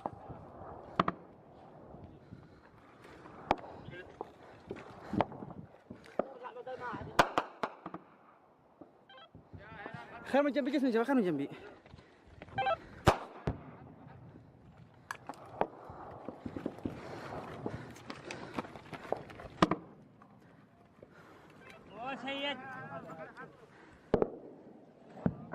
It's crazy. Just to think that all these guys did, their whole life is run these mountains. Just watch it, just ass cast. اعبر بعده.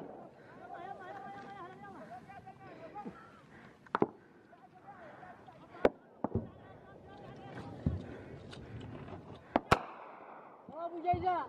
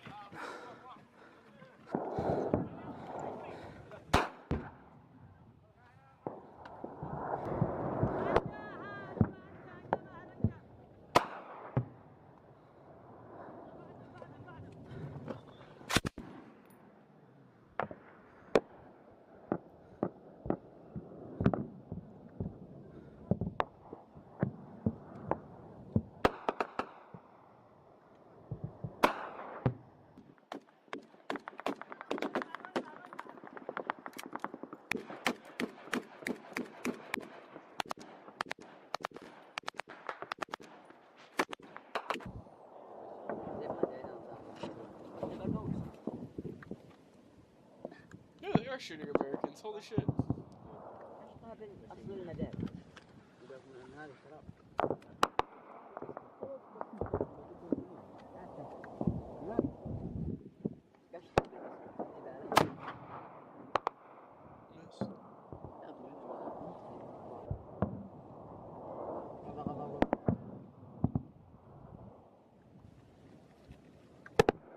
Fucking crazy.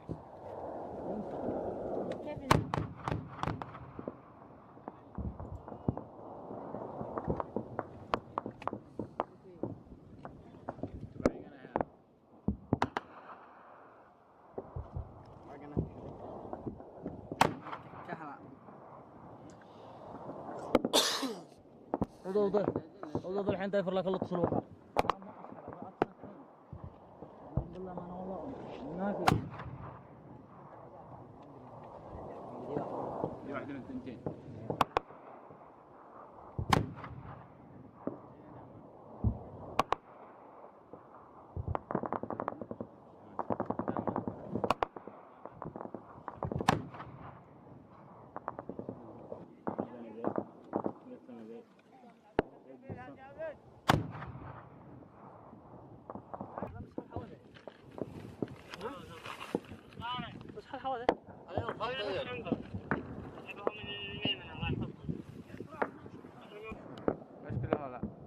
ونعم كلهم يجوا يطلعوا بس ما They اهم got حاجة. so good at fighting us. It's actually, let's go see what channel this channel's from.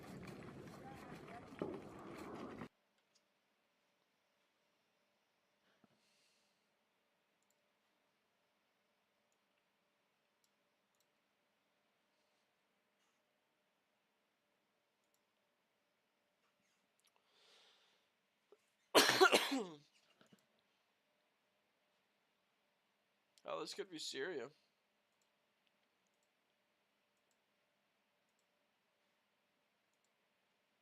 Egypt. Okay. Egypt, maybe?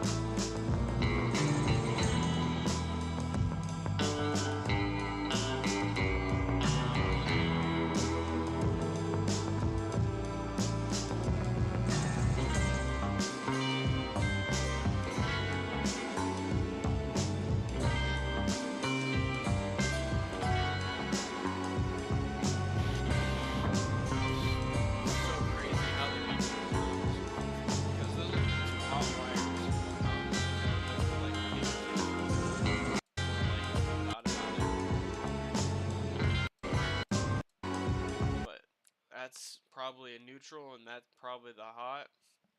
And once they connect, that's when the explosive.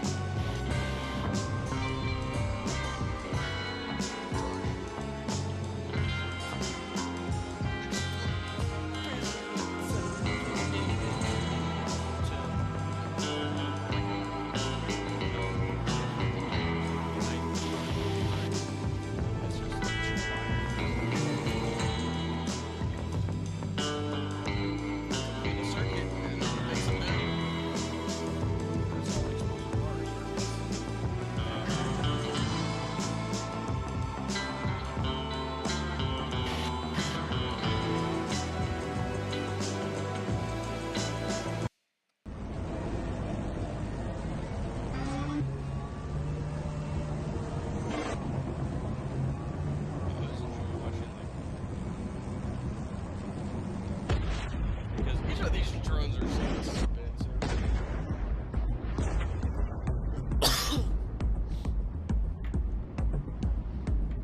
Oh, they're scattering like ants.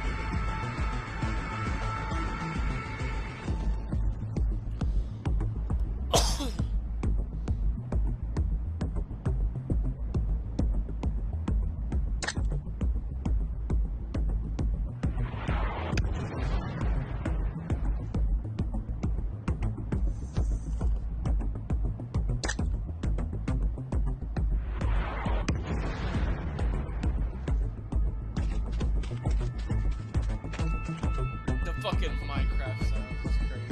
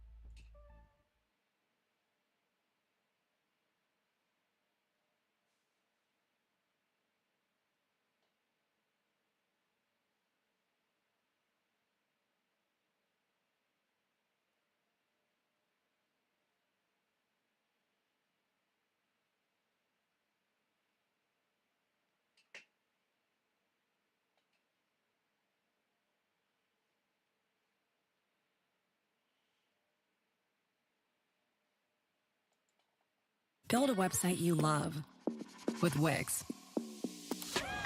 Where your words... The attack begins. Ukrainian Bradley is moving forward and deploys a smokescreen to prevent strikes from Russian ATGMs. Main objective is to attack Russian positions from the flank. Ukrainian Bradley opens fire with Bushmaster cannon. Meanwhile, a Ukrainian armored vehicle breaks through and heads straight to Russian positions. But everything changes when Russian forces deploy an artillery unit.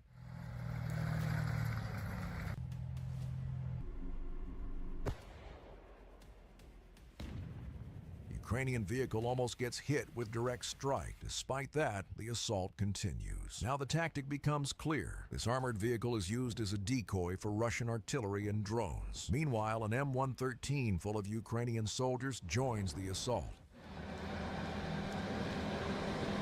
Ukrainian APC is heading to enemy positions. As it moves closer, the shelling from Russian artillery only intensifies. A close hit, but it's not enough. Ukrainian soldiers get to the Russian positions while commanders witness the assault in real time. Пацани, давайте мені зворотній зв'язок. Я не розумію, що у вас відбувається. The battle in the trenches begins, but Russian forces were prepared for this. A 240mm mortar is deployed.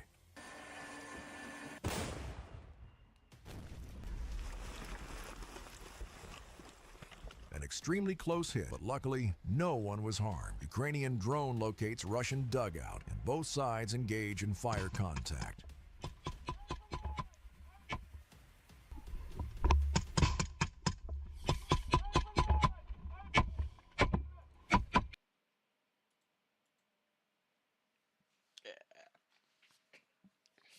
We all know that's like a collection of videos.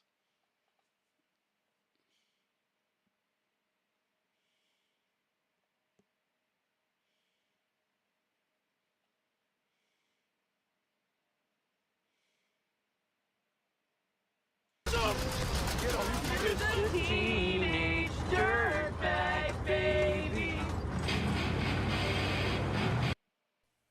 This episode's... In December, images of Chechen volunteers fighting with Ukrainian armed forces began to feature an interesting craft-made weapon, an RPG munition made from the body of a small fire extinguisher. Imagine you are her. After your annual mammogram, you learn you have breast cancer. They'll fucking destroy a But fucking your take expert mine to make Houston that Methodist... motherfucker, bro. In December, images of Chechen volunteers fighting with Ukrainian armed forces began to feature an interesting craft-made weapon, an RPG munition made from the body of a small fire extinguisher. These RPG warheads, improvised from fire extinguishers, have appeared in numerous videos and photographs from the Sheikh Mansour Battalion. The battalion was formed back in 2014 and is made up of exiled Chechens who reject Russia's control over their region. The battalion itself is named after an 18th century Chechen military leader. The battalion had disbanded in 2019 but reformed in March 2022. Since then, they've reportedly seen action during the Battle of Kiev, in Donbass, and during the Battle of Redneck'S, and most recently in the fighting around Bakhmut. There's a long history of improvised warheads adapted for launch from the RPG-7, but I think this is the first time I've seen a fire extinguisher body used, at least in this phase of the fighting in Ukraine. It appears that the fire extinguisher body has been emptied and filled with whatever explosive and shrapnel material is readily available. And it's then been adapted to fit a standard PG-7 sustainer motor and booster. They appear to use V429 or V429E point detonating fuses. These fuses were developed for use on high explosive projectiles, used by various com-block weapon systems including the T and MT-12 anti-tank guns, the 115mm main gun on the T-62, and the 125mm guns on the T-64, 72, 80 and T-90 series tanks. Some other fuses appear to have been used as well, but these are difficult to identify. But conceivably, any impact fuse would work. The inertia-armed impact fuses normally arm within 5 to 15 metres of the muzzle, once fired from a conventional barrel. It appears that the fuses have been epoxied into place. How the mass and shape of the improvised round impacts the velocity of the warhead once it's fired is unclear. But build correspondent Bjorn Stritzel, who recently met with members of the battalion while writing an article about them, told me that the range of the warheads is about 100 meters. Yeah. He noted that the Chechens have found them to be very effective in Bakhmut, and that apparently its firepower surprised the Russian forces entrenched in houses, according to radio chatter picked up by the battalion. While we don't have a perfect close-up of them, the extinguishers themselves appear to be small 2 kilogram or 5 pound units, which contain powder. From a quick survey of some Ukrainian websites which sell the extinguishers, the price of these ranges between 300 and 500 Ukrainian hryvnias, or around $8 to $14. The fire extinguisher rounds are probably being used as anti-personnel weapons, which will be fitting for the sort of fighting occurring around Bakhmut, where the majority of the imagery is said to be coming from. The thin steel body of the extinguisher may provide suitable fragmentation, or depending on the metallurgy, it may just rupture. According to Stritzel, the filling of the warheads is around 50% explosive and 50% shrapnel material. He also noted that the Chechens described the warheads as being 3 times more powerful than the normal OG-7V fragmentation rounds. Taking a look at the available imagery chronologically, the first video featuring the improvised warheads was published by the Sheikh Mansour Battalion on their social media around mid-December.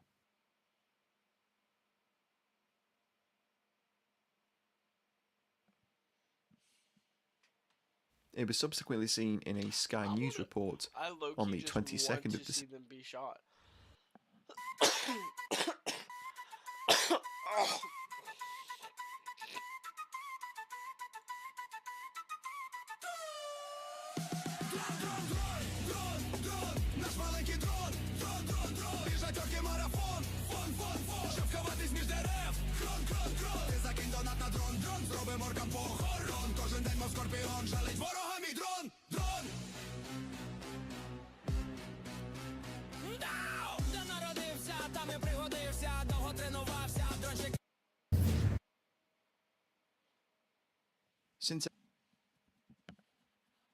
Since April, a Ukrainian unit has shared a number of short videos showing a small mortar capable of firing 40mm grenades.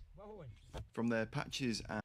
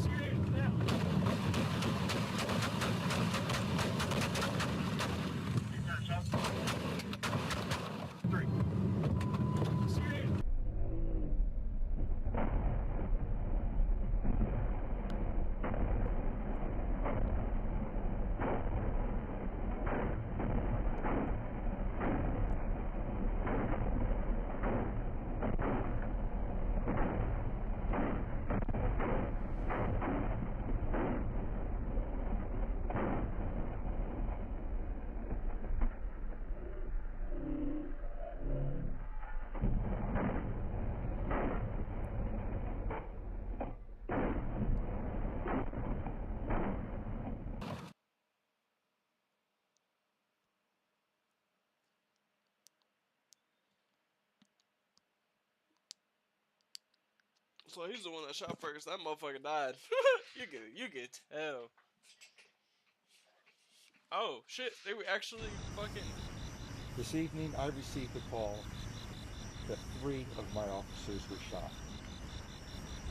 My heart sank. I'm thinking about their families. I'm thinking about their fellow officers. And I'm thinking about their community. This evening, at approximately 6:34 p.m., officers were dispatched to the 1300 block of Capitol View Terrace for a home invasion. Within minutes, they arrived on the scene, and within seconds, they came under gunfire. They were ambushed. 3 of those officers were shot, all sustaining very Граната! Падай, падай, падай!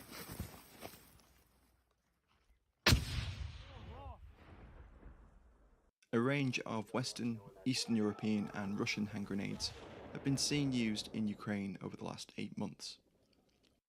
I'm Deputy Chief Clint Bellamy. I'm going to give you a brief overview of a critical incident that resulted in an officer-involved shooting in the city of Sparks. I'm Deputy Chief Clint Bellamy. last time you took a break? Sad desk lunches don't revitalize us. Real life. Oh, look at this. Line.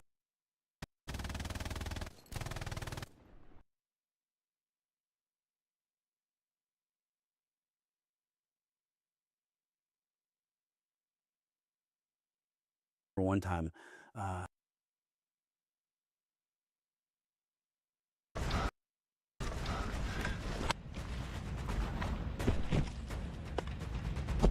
Чпок, чпок, друже, дай доповідь. Що у вас по обстановці? Граната! Все, друже, вже нічого, бліндаж сложився, прийняв. Фу, красава, да? Фу! Орієнтовно, скільки там було? Ну, 2 видно, точно 2 руки, як прийняв. Пацани, попереду 2 Друже, не можу говорити, вибач, я йду працювати, тому що говорю, там є рух орієнтивний. І ми працюємо. Зараз я пекачів виставлю, їм подкину пару пачок сімок, як прийняв. Плюс прийняв. От. Пошла. То все, парні, економні по БК давайте. Щоб його вистачило ще на місці, куди ви прийдете.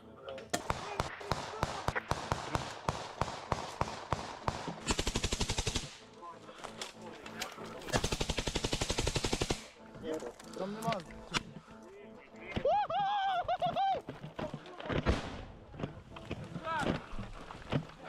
Друже, ми зачистили останній бліндаж, там було терпіт, ми їх завалили. Законтролили, але в них нічого не виявлено. Ні паспортів, ні телефонів, зовсім нічого. Все, плюс красавці, парні. Друже, у нас є ще FPV чи ні?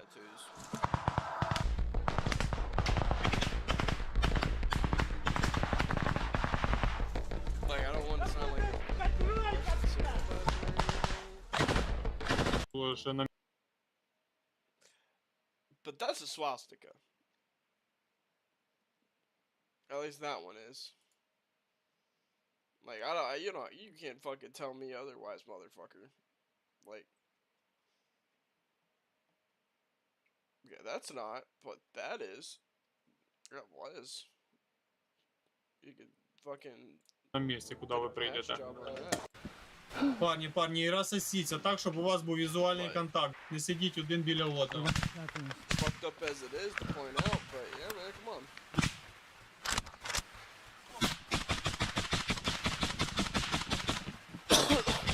Что, где? Не, это с руки, братан. Точно? Да, с руки, нема крови, там даже дырки на штанах нету. А, здесь. Попасть, так, сейчас воду не.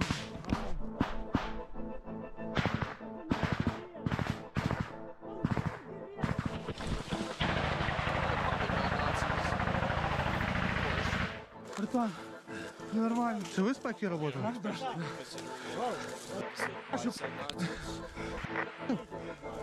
Став!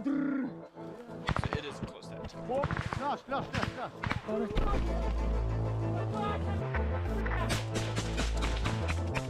Друже, нам потрібна допомога. У нас контакт, там 2 пеки працює, ми лежимо в началі посадки. Від начала посадки плюс-мінус 70 метрів, друже. Там окопка і бліндаж, вони пи***ють нас, сука. Братух, ми спостерігаємо за тією ситуацією, зараз туди будемо працювати, і працювати будемо туди серйозно.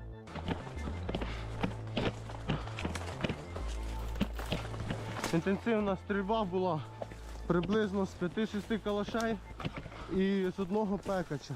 Як прийняв. Все, зараз ловимо, зараз питаємося її словити. Постріл!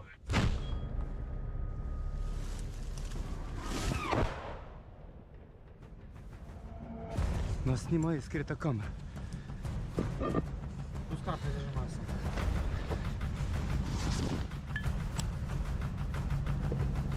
Вогонь!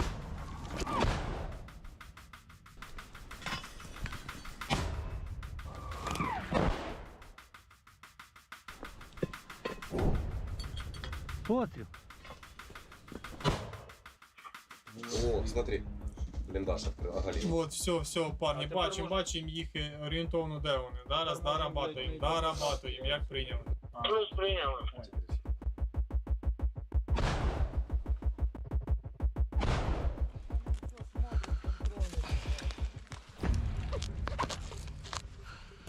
А ні, це вийшло, а тобі повезло.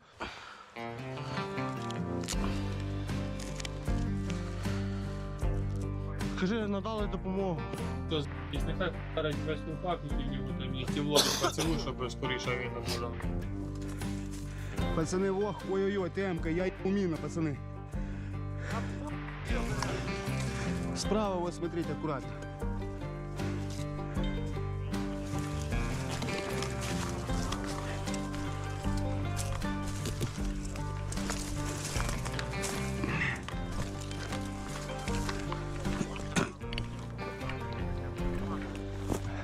Чиназас? Поланд? Ireland. Хуй себе. So good? Заходи, друже. Бо, ну, газом ну, неприятно будет. Газом? Ну да. А уже Конечно. Что, часто А? Часто постоянно. Читя, что у тебя там рассказывает? Да. Рука как? Ну, бачишь, подпухла. Ну, блядь, Это нормально, типа. ну так думаю, что осколок, наверное, по мне. Он зашел и запекся, типа. Это все у тебя? Да. Так, учите... Поланд? Ireland. Хуй себе. So good? Заходи, друже. Бо, ну, газом ну, неприятно будет. Газом? Ну да. А уже Конечно. Что, часто А? Часто постоянно. Читя, что у тебя там рассказывает? Да. Рука как? Ну, бачишь, подпухла. Ну, блядь, Это нормально, типа. ну так думаю, что осколок, наверное, по мне. Он зашел и запекся, типа. Это все у тебя? Да. Так, учите, там почти не Почти не. Да что, у него там запекся один осколок и все. Надо венку буде поставити. Яку венку? Це катетер такий? То я... Ні, Это не, братан, это не катетер. Лякаешь меня таким шлангом. Все хорошо. Лякаешь меня таким шлангом. Все. Наша работа на ставике. Ти диви, що він ісполняє. Кусючий. Да. Ничего, к зиме отхавается, мы его схаваем. Ми тебе зимою. Еще раз не прошу.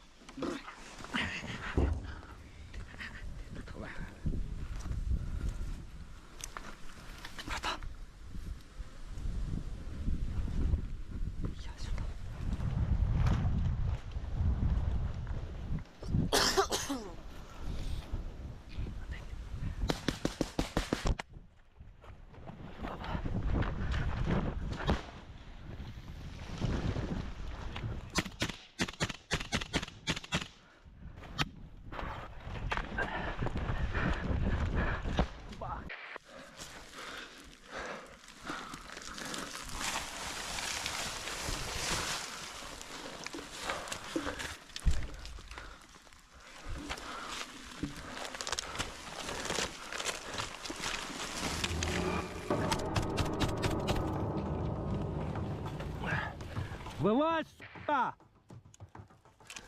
Сколько вас? Сдаюсь! Вылазь! Вылазь! Дай гранату! Сколько вас? Сколько вас? Алло! Чё, сука, сдаваться не захотелись? Что? Выходим. Дай гранату! Вилазьте, сука! Ми не будемо убивати, вилазь! Дай гранату, кинь! Вилазьте, либо гранату, Иван Иванович! Свалила в легкую, мы выходим! Выхожу! Выходи, даю слово! Оружие стоять!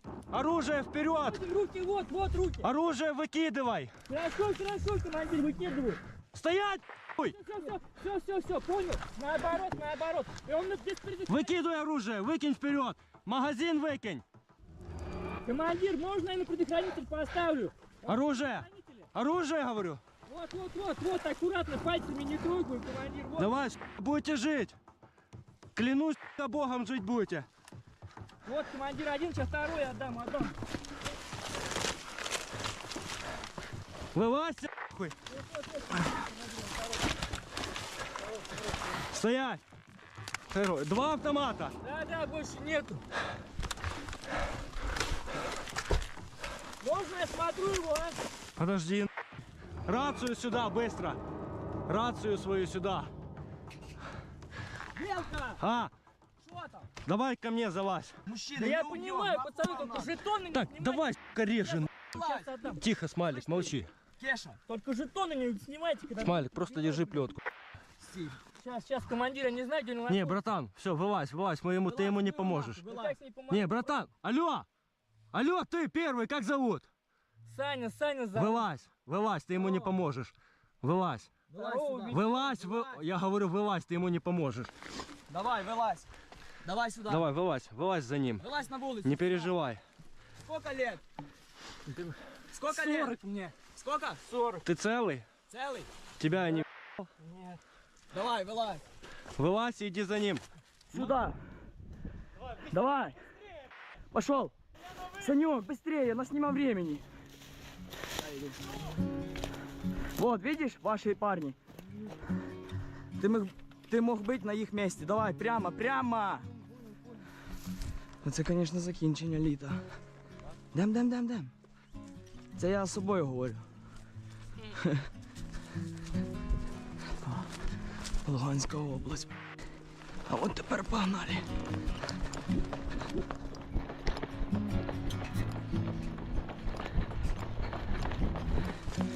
По 23 года так.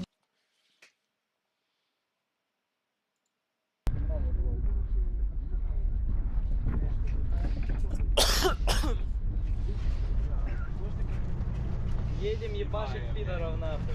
Марина, любовь моя єдина, почекав цілий день сидів, тому такой моя єдина, я цілий день.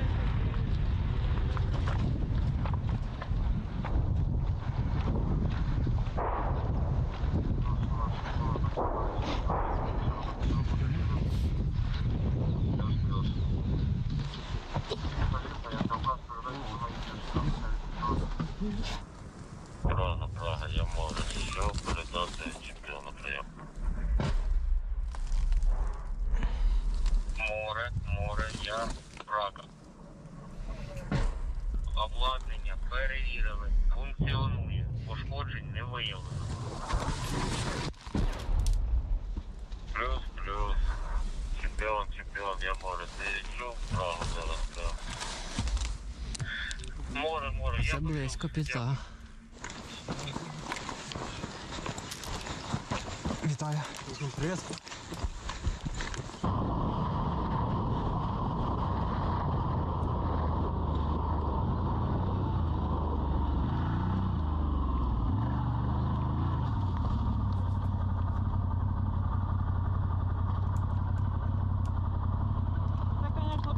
Сховалися, а ты бачишь лучше. Самое охуенное в этой истории, что мы с тобой идем по минному полю. Иди след в след. Бачишь мои следы? На них наступай.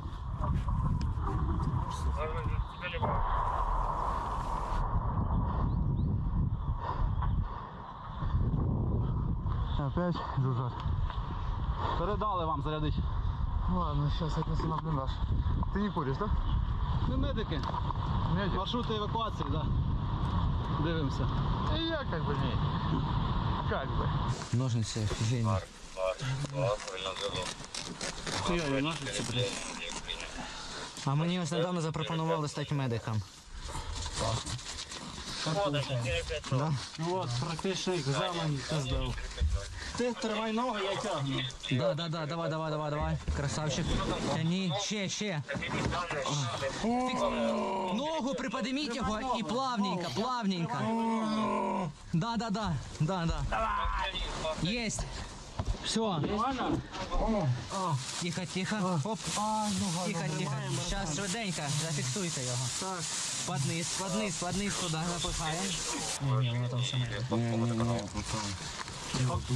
Зараз буде тепло, Ось така фігня. Дуже жалко, що я, коротше, не зняв саму евакуацію. Там просто люто було. Як для мене, як для першої боячки було просто неймовірно. Один пішов, як прийняв.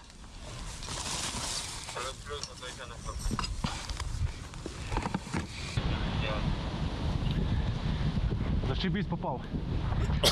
А, ну, засадив, так.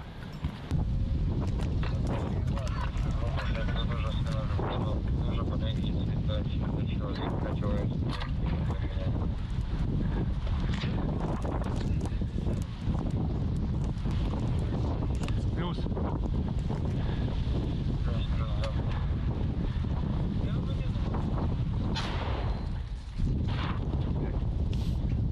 Один пішов, як прийняв.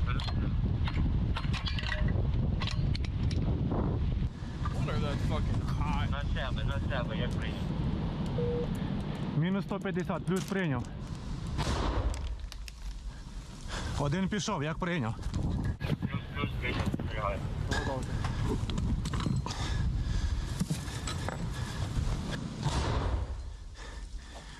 Одна пішла, як прийняв. Плюс прийняв.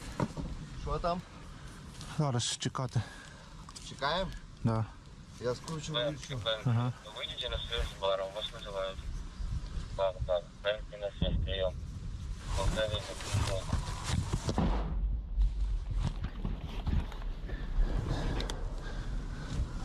Сад Аргентині прийшла відповідка.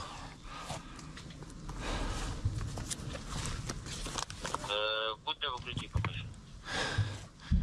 Плюс.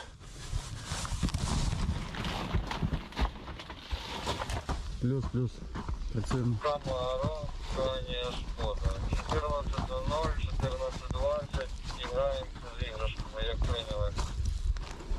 Камаро плюс. Скания плюс. Пиздарь. Постріл. Постріл.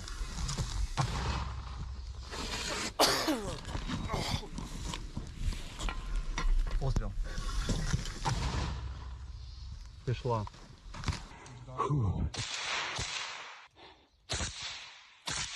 Ебать гранату нахуй. В ров, они скорее всего там еще.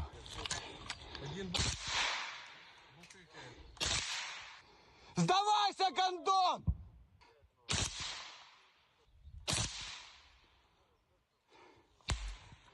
Хорош, малой.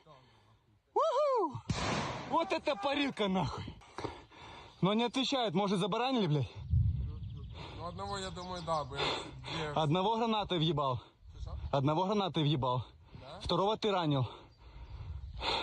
Но я этого, который по правой шел перед математиком, его въебал гранатой эвкой.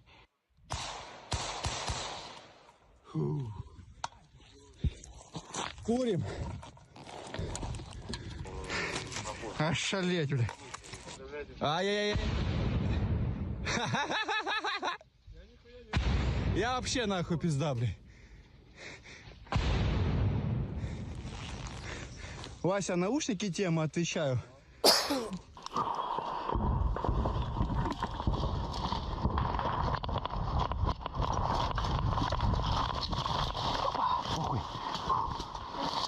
Голова начала болеть, нам рука сильно упала. Контузила. Ебало рядом.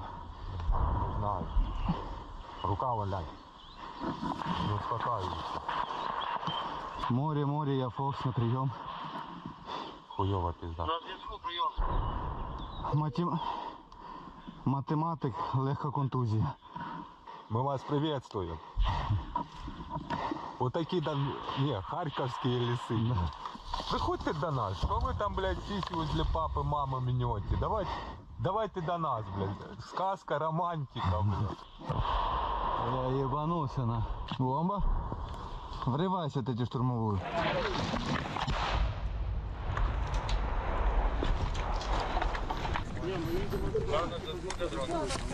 Плюс, передам.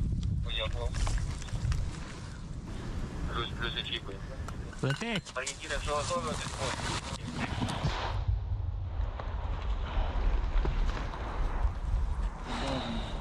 Знов це саме.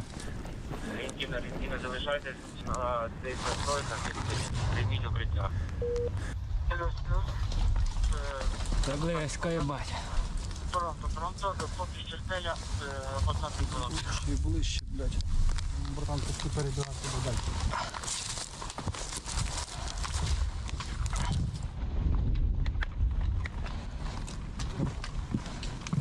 Ось є.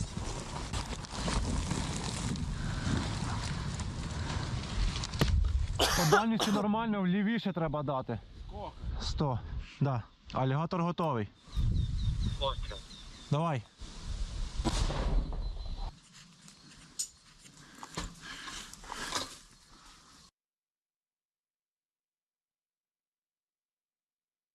Allegedly, okay, the bush, or are you bloody staying in a house? What is it? Guess who? Is your person fucking Peter? Hey? You have curly hair. Is your person? No, mate, I'm bald, and certainly need glasses. Well, we got one thing in common. I'm bald too. And I certainly need glasses, Ricky. I'm in my 50s. It's bloody. I can't read otherwise. Fucking toothache killing the fuck out of me. Mate, as I said, I'm happy to talk to you. I'm happy to come down and get you. I'm happy to Do all this and fucking. It's not a drama for you, but just for a second, put yourself in my shoes. I'm going to get fucking reamed. You won't tell me what the allegations are. Not on the phone, no. I didn't know any of the fucking allegations she made last time until I went to fucking court fucking 3 months afterwards. I did not know that she had fucking said all that fucking crap. Fuck. After hanging up the call with officers, Madison is spotted driving the Navara Ute on Lindsay Street, Toowoomba, by officers. Officers initiated a pursuit soon after. Just wondering, we just checked the area. Камарад? Френд?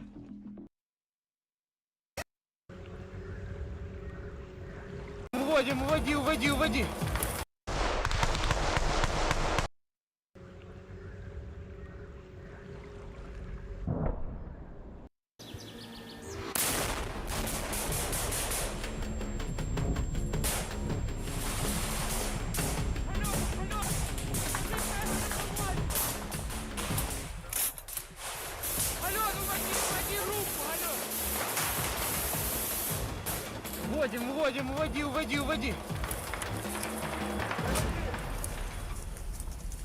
Сюда, за меня, растянись. Так, бачу.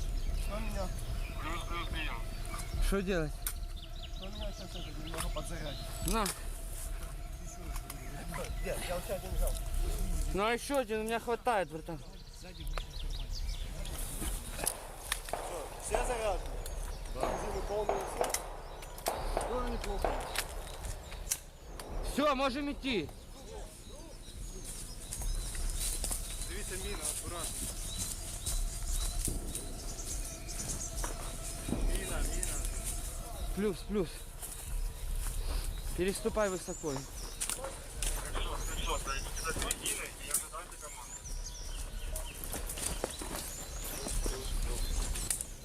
Война.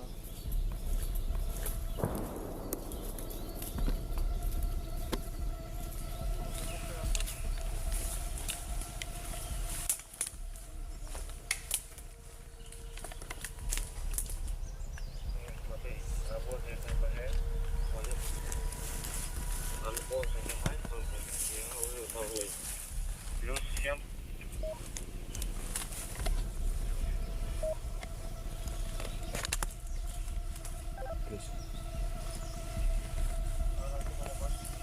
Да, это бачу. РПГ, огонь.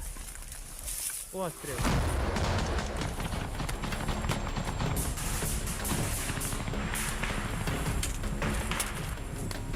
Нормально. Что? Он один там?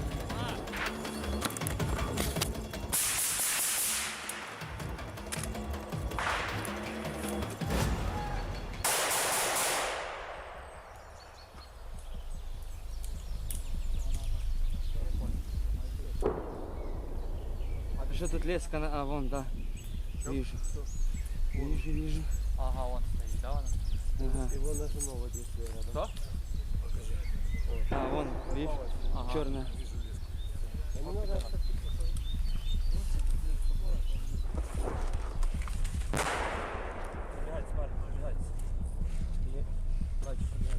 Да. Плюс. Смело прикрывай. Чекай, чекай.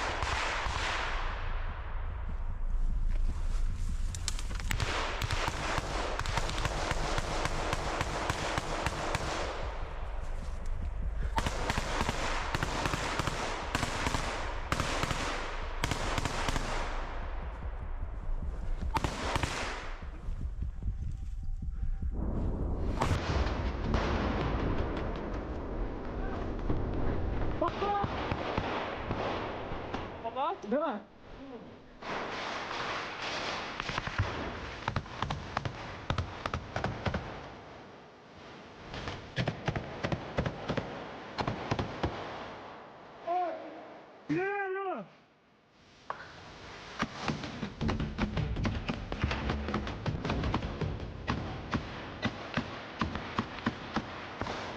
Я вторую. Давай, давай, оп. Да. Я попал, слева.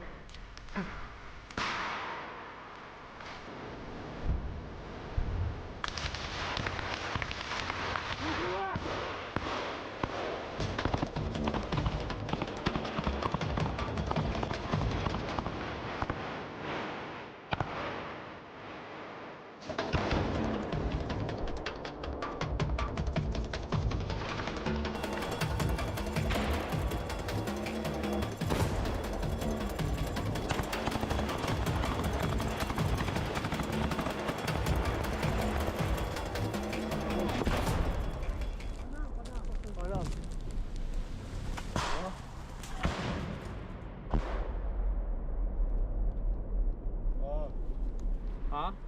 А?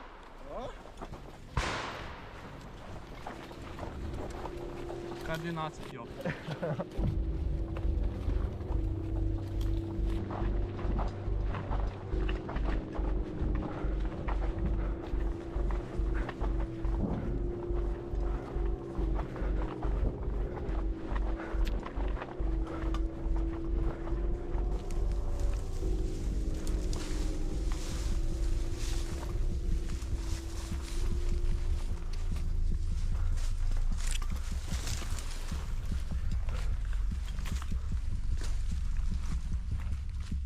Я или меня сейчас держим лодку, запрыгиваешь. Нормально.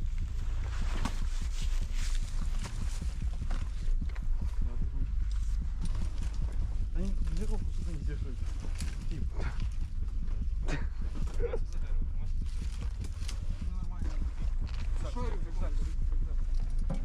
Давай, я держу, ты передавай.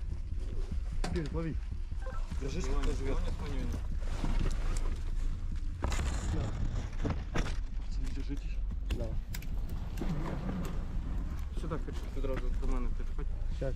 Все нормально. Все. Все, до мене. Погнали. Сюда, наліво.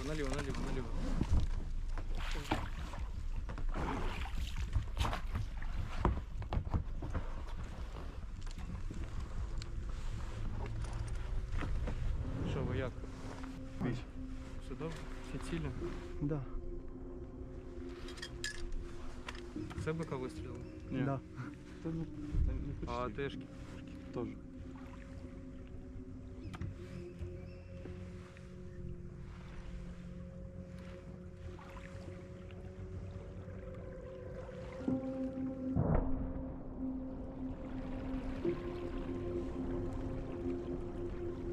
Ты видишь, что движуху? Мы тулим, твою мать.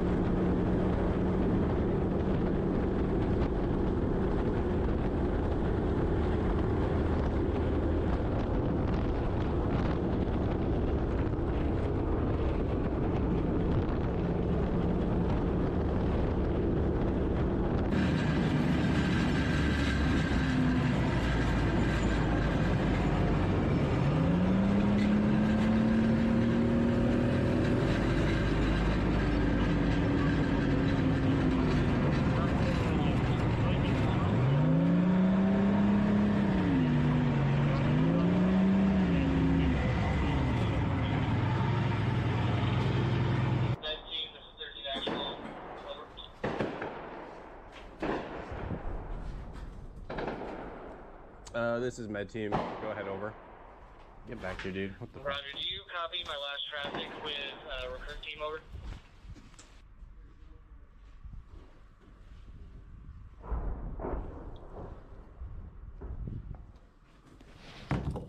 God damn it.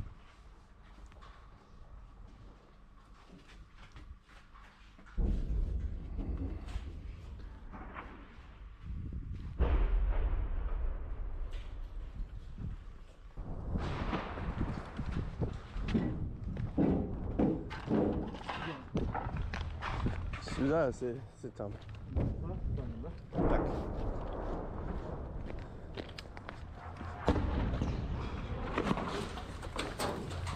Ой, блядь.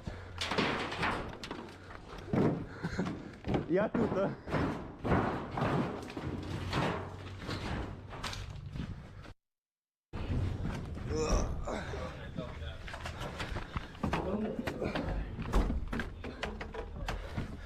Open the back.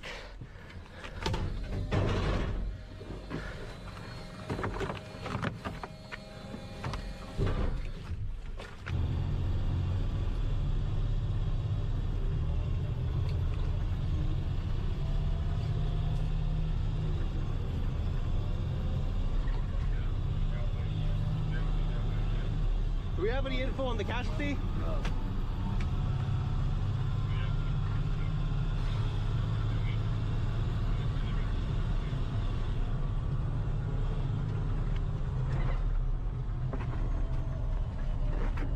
Все добре. Давай.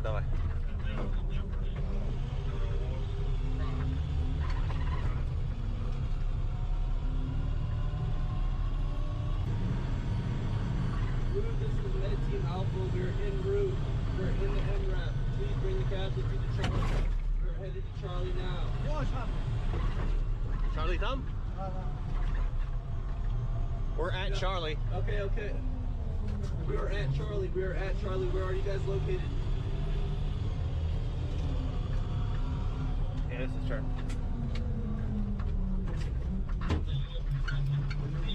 Okay, we're waiting.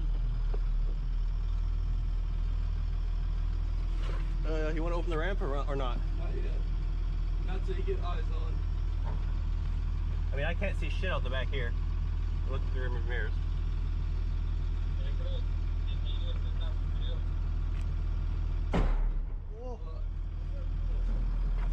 Yeah, maybe not. Let's go to the other side of the building.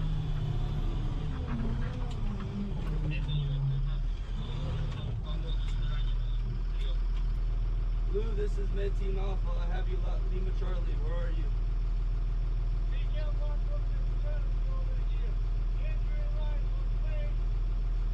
Alpha?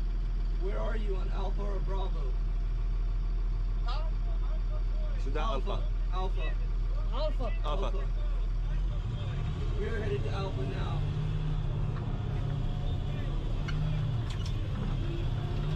Okay, we'll see you in a couple seconds.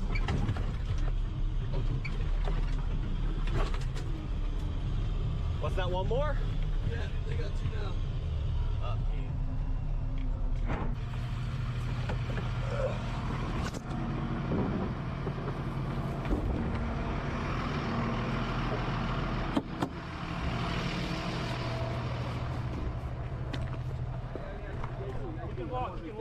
He can walk? Okay. This guy, hey, he just fell. Okay. Hey, my friend, casualty, move. Go, take him, Josh. Go. Get in the max, bro. Hey, Сюда, come. Close this door. Давай.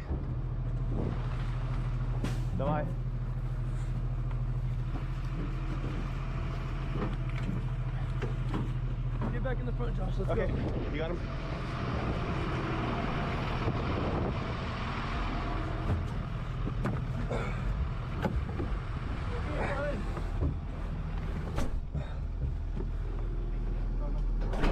Давай. Oh. Yeah. That's something I remember about how the mechanics of National Park, when they car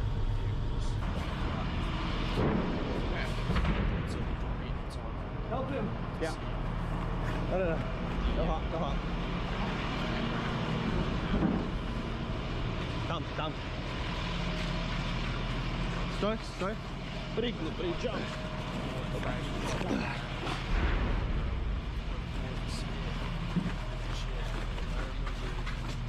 Стой.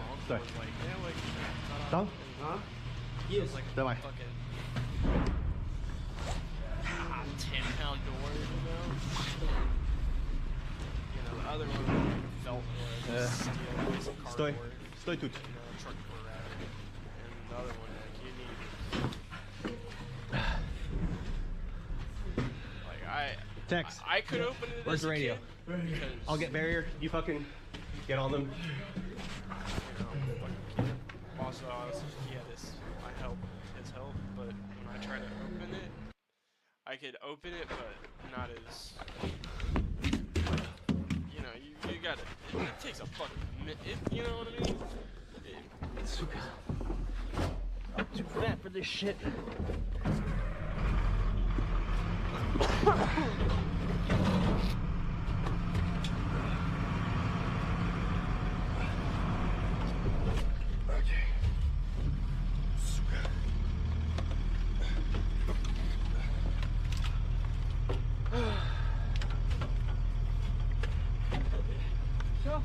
Yeah, let's roll. Charlie.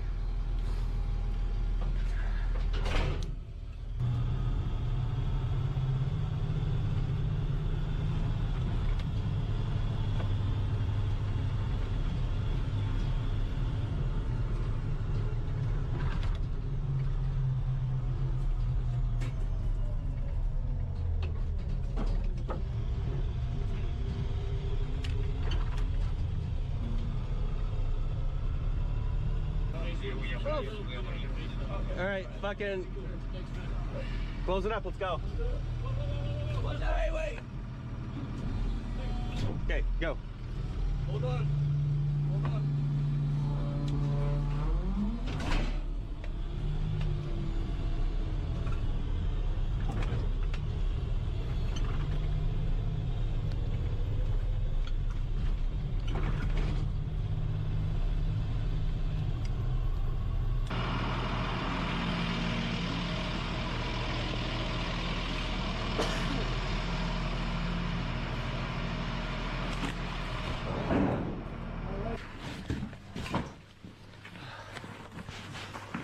Oh boy.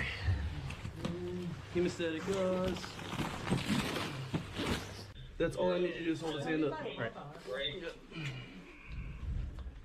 7 Flower Tack, 2 Flower, 6 Niner Flower, now got me over. Do a counting up position. Like, How's his back? His back's alright, yeah. 3 Tack, 8, 6, That's not an actual tourniquet either, is it? Alright, let's see. Start with the chest here. Yeah, just clean it up. Oh, yeah, just making sure there's no actual injuries here. Yeah, this is all just blood. Trim the facial hair too. No, I think his chest is fine. I'm just gonna try to fucking. We don't have eye shields, do we? I do have an eye shield, but he doesn't need one. Here, I'll hold this on top. He doesn't need one. And don't do it too tight because we don't want to constrict the throat I'm there. not gonna do it too tight. I'm just gonna do it enough to try to control the bleeding. We need to check that pelvic wound. Yeah. Cut the rest of the pants while I'm doing this. Like the pants entirely? Yeah, all the way up to the groin. То вы сейчас меня полностью разделите, я замерзну.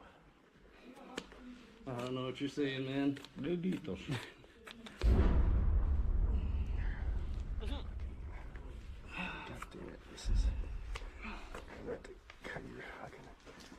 Телефон нашли, yeah? Mm-hmm. Actually, you know what? I wonder if that was just blood that fell down. Nah, bro. Because this is blood from his face. Yeah, let me check. This here. Yeah, there's an entry wound there. What is this? That's the tourniquet, I think. Fuck. Fuck, don't laugh at that. No, that's not funny. That's not funny. Don't laugh at the tourniquet being There it is. cut. In and out. Nice. Cut the wrist around his pants. I'm just gonna do a, just this leg a loose entirely off. pressure bandage. Yep.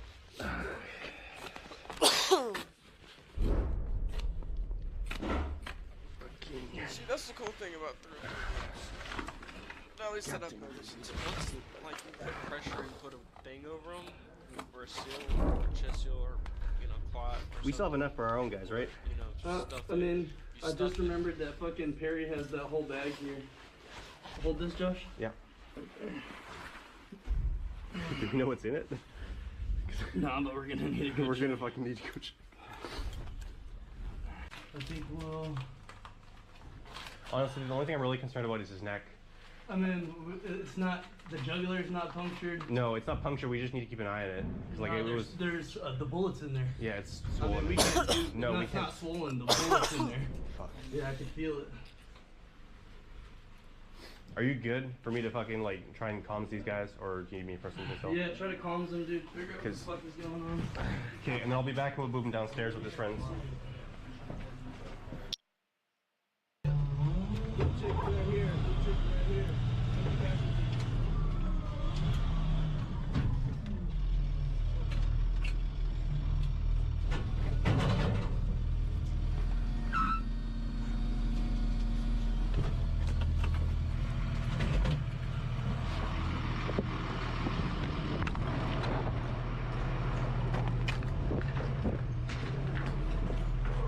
No. One is flight. He refused to evac. Okay. Okay. Don't forget. There is security. Come on.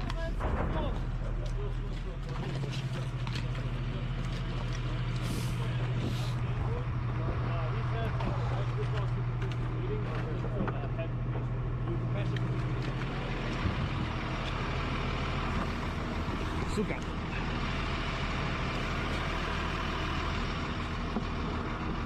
Пиздец, блядь.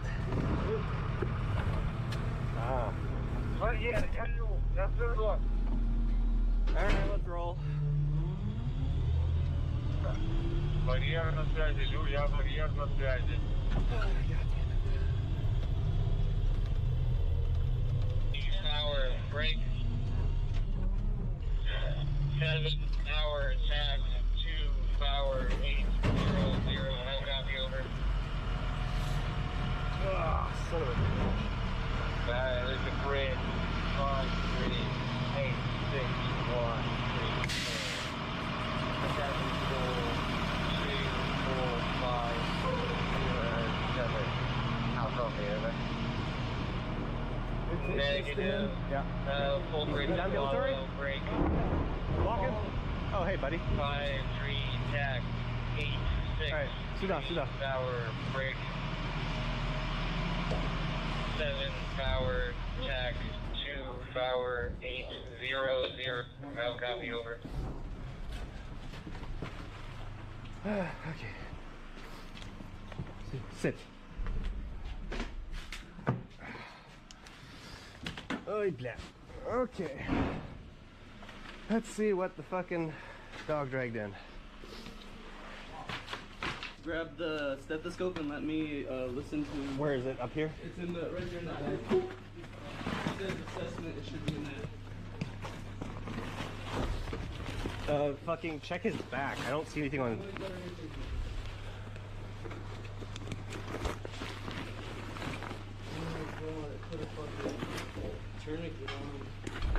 What's the actual issue with his hand there? Oh, fucking assessment.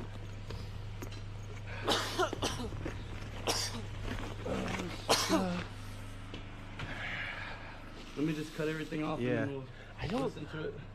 I think he's good, dude. I think that fucking tourniquet was fucking him up more than anything. Yep, lungs are fine. Like, unless this fucking somehow went into the lungs, which I really doubt. No.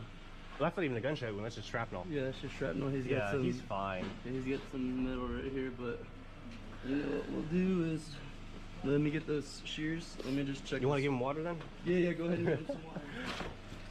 Actually, I'll go get another straw because all these ones fell on the fucking floor. Woda? Give him the straw. Okay. He's fuck it, alright. yep. Homie's a fucking beast. Okay, so you got that minor bleeding. He's good, dude. Alright. Honestly, is the hand actually wait, look at him. Cold?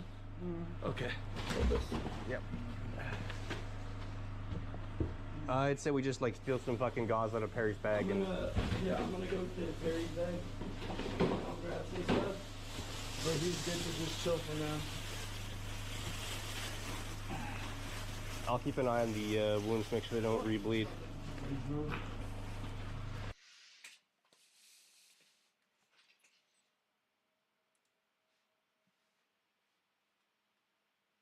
You know what's crazy? Damn. Fucking 8-hour fight. Войка, там є куди виходити, можна гранатомета назад поставити. Шість. Все? Да. Не. Ну, чётко, давай. Став.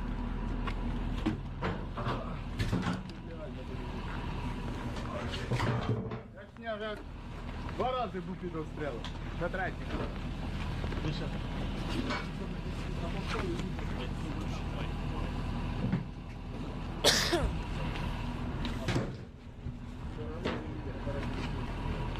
А ці, блядь. Ну, я сам, да. Давайте, блядь, Де Андрюха? Андрюха!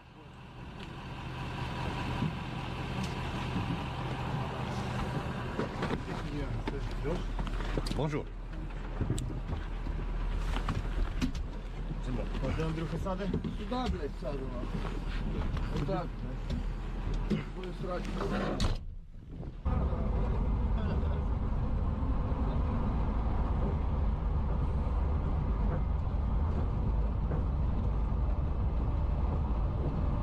Bonjour is crazy. Саде краще, як буде. Ну все, вигружай. Все буде, побачимо. Давайте, понятно. Назар.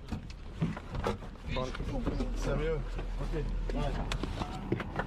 Давай. Олег, привіт, Джош.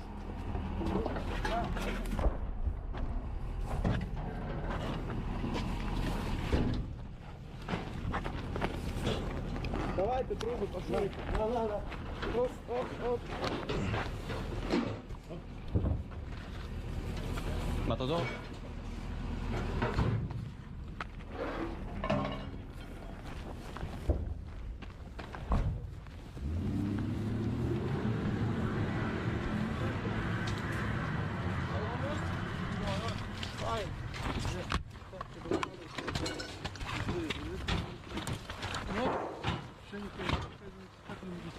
Мамука не выходит? Вообще нихуя не выходит.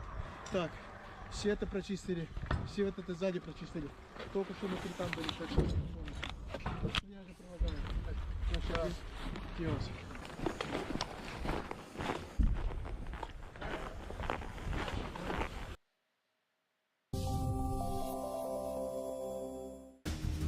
Ukrainian troops have launched a massive attack on the logistics hub of Russia's 810th Separate Marine Brigade in border Kursk.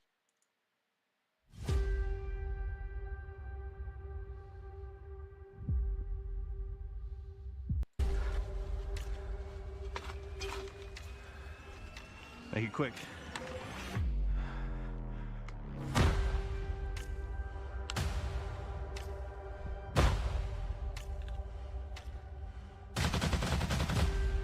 Oh!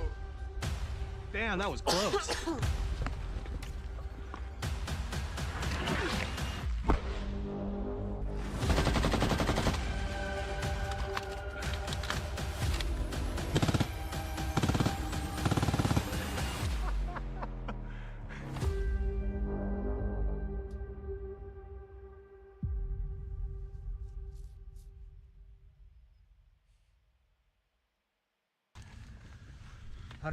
degrees from the right side of that tree. Okay. Yeah, I got it. Just make sure you don't hit a fucking tree in front of you.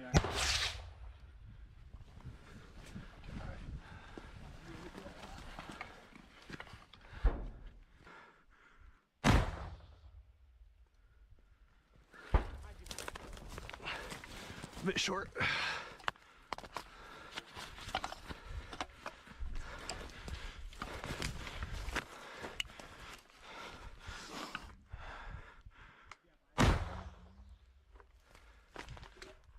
That was a good one.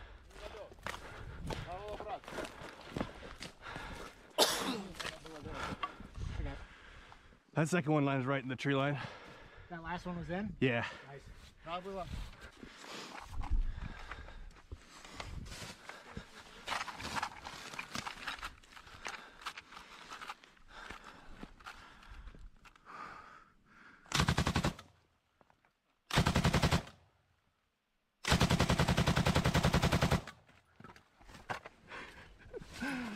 Nice.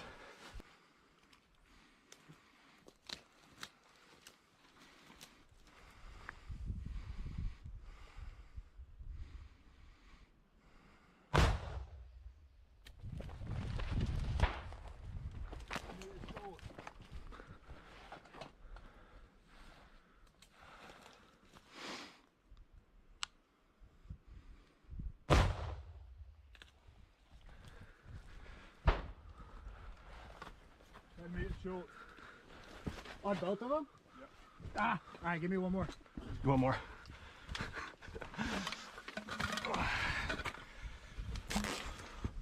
Hey.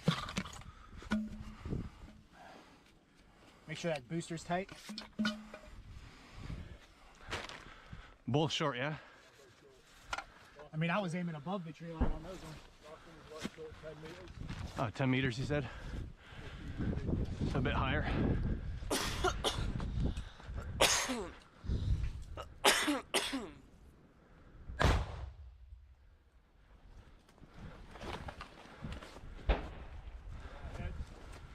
Good hit? Yeah, good hit. Left of the tree, but good hit.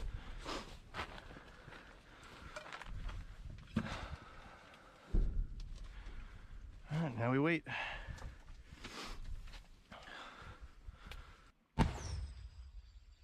Oh man, that's way out there.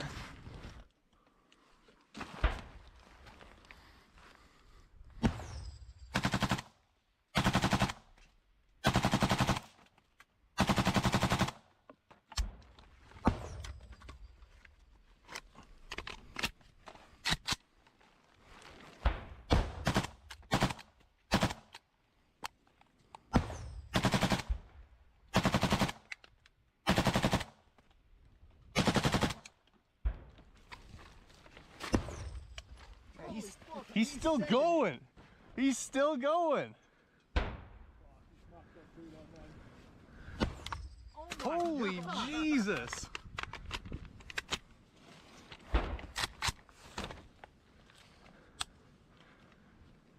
Dude. You really wanted to retaliate, right? He was pissed off at those dudes. Dude, we're about to get fucked up.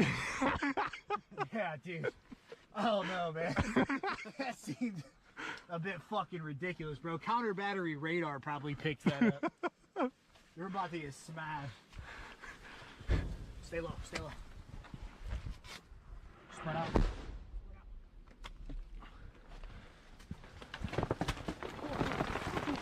Okay, alright, watch out, let me through.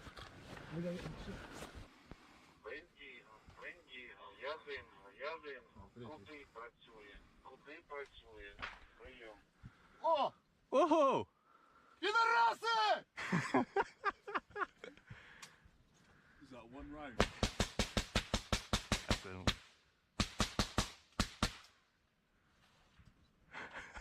Hey, if they don't fire again in 2 minutes, I'm gonna run out there and put a rocket in their ass. Uh-huh. That's it. Overshot.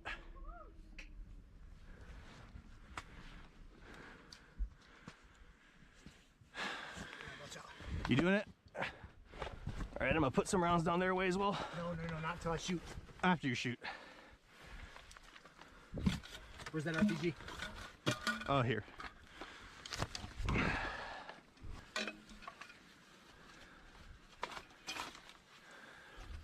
Make it quick.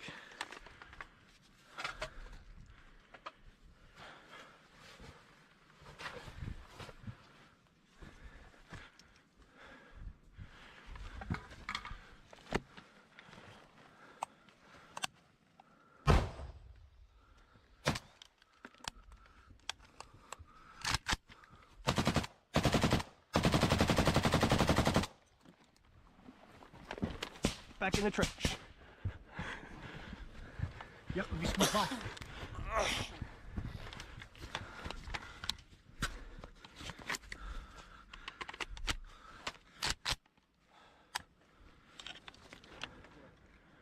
Is there room for one more over there in those trench lines?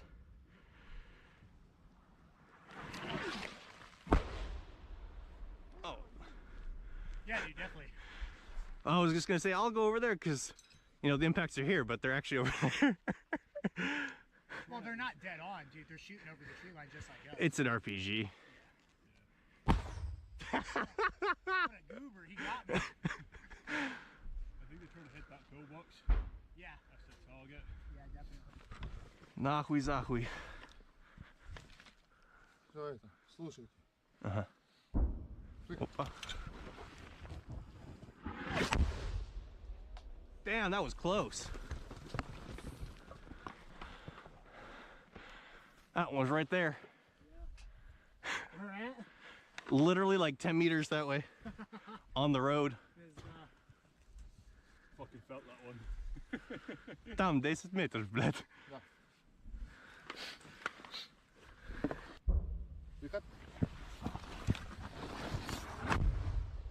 That was bigger.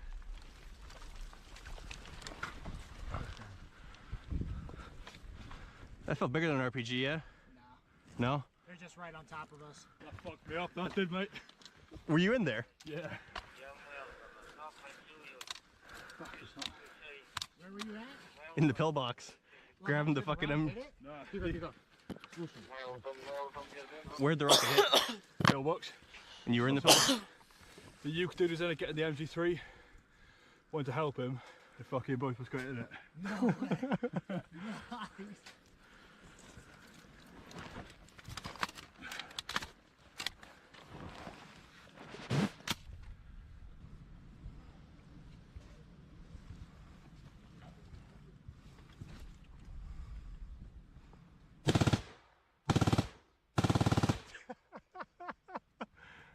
Stupid bastard.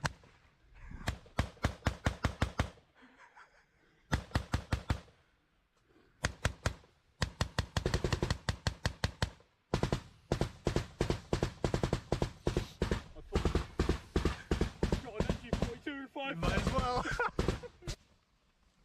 They're shooting the fucking DP at him.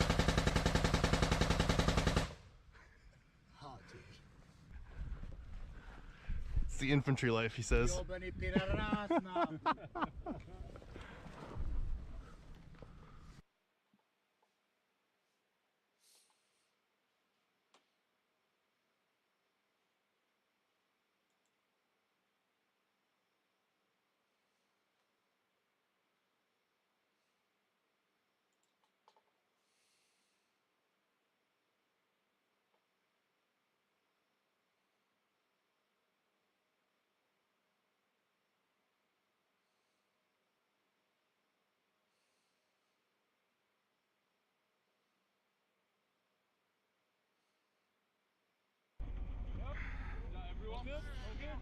Cameron! Alright, med is on. Hades, you good? EOD, you good?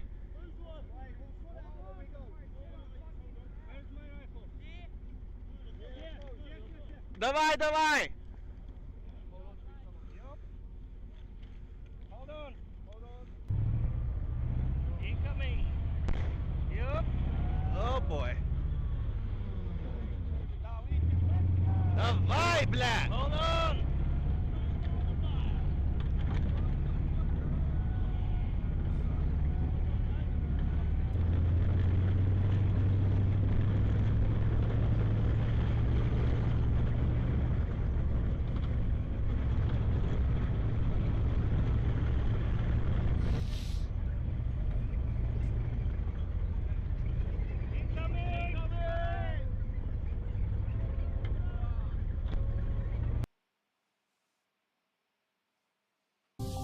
Here in the States.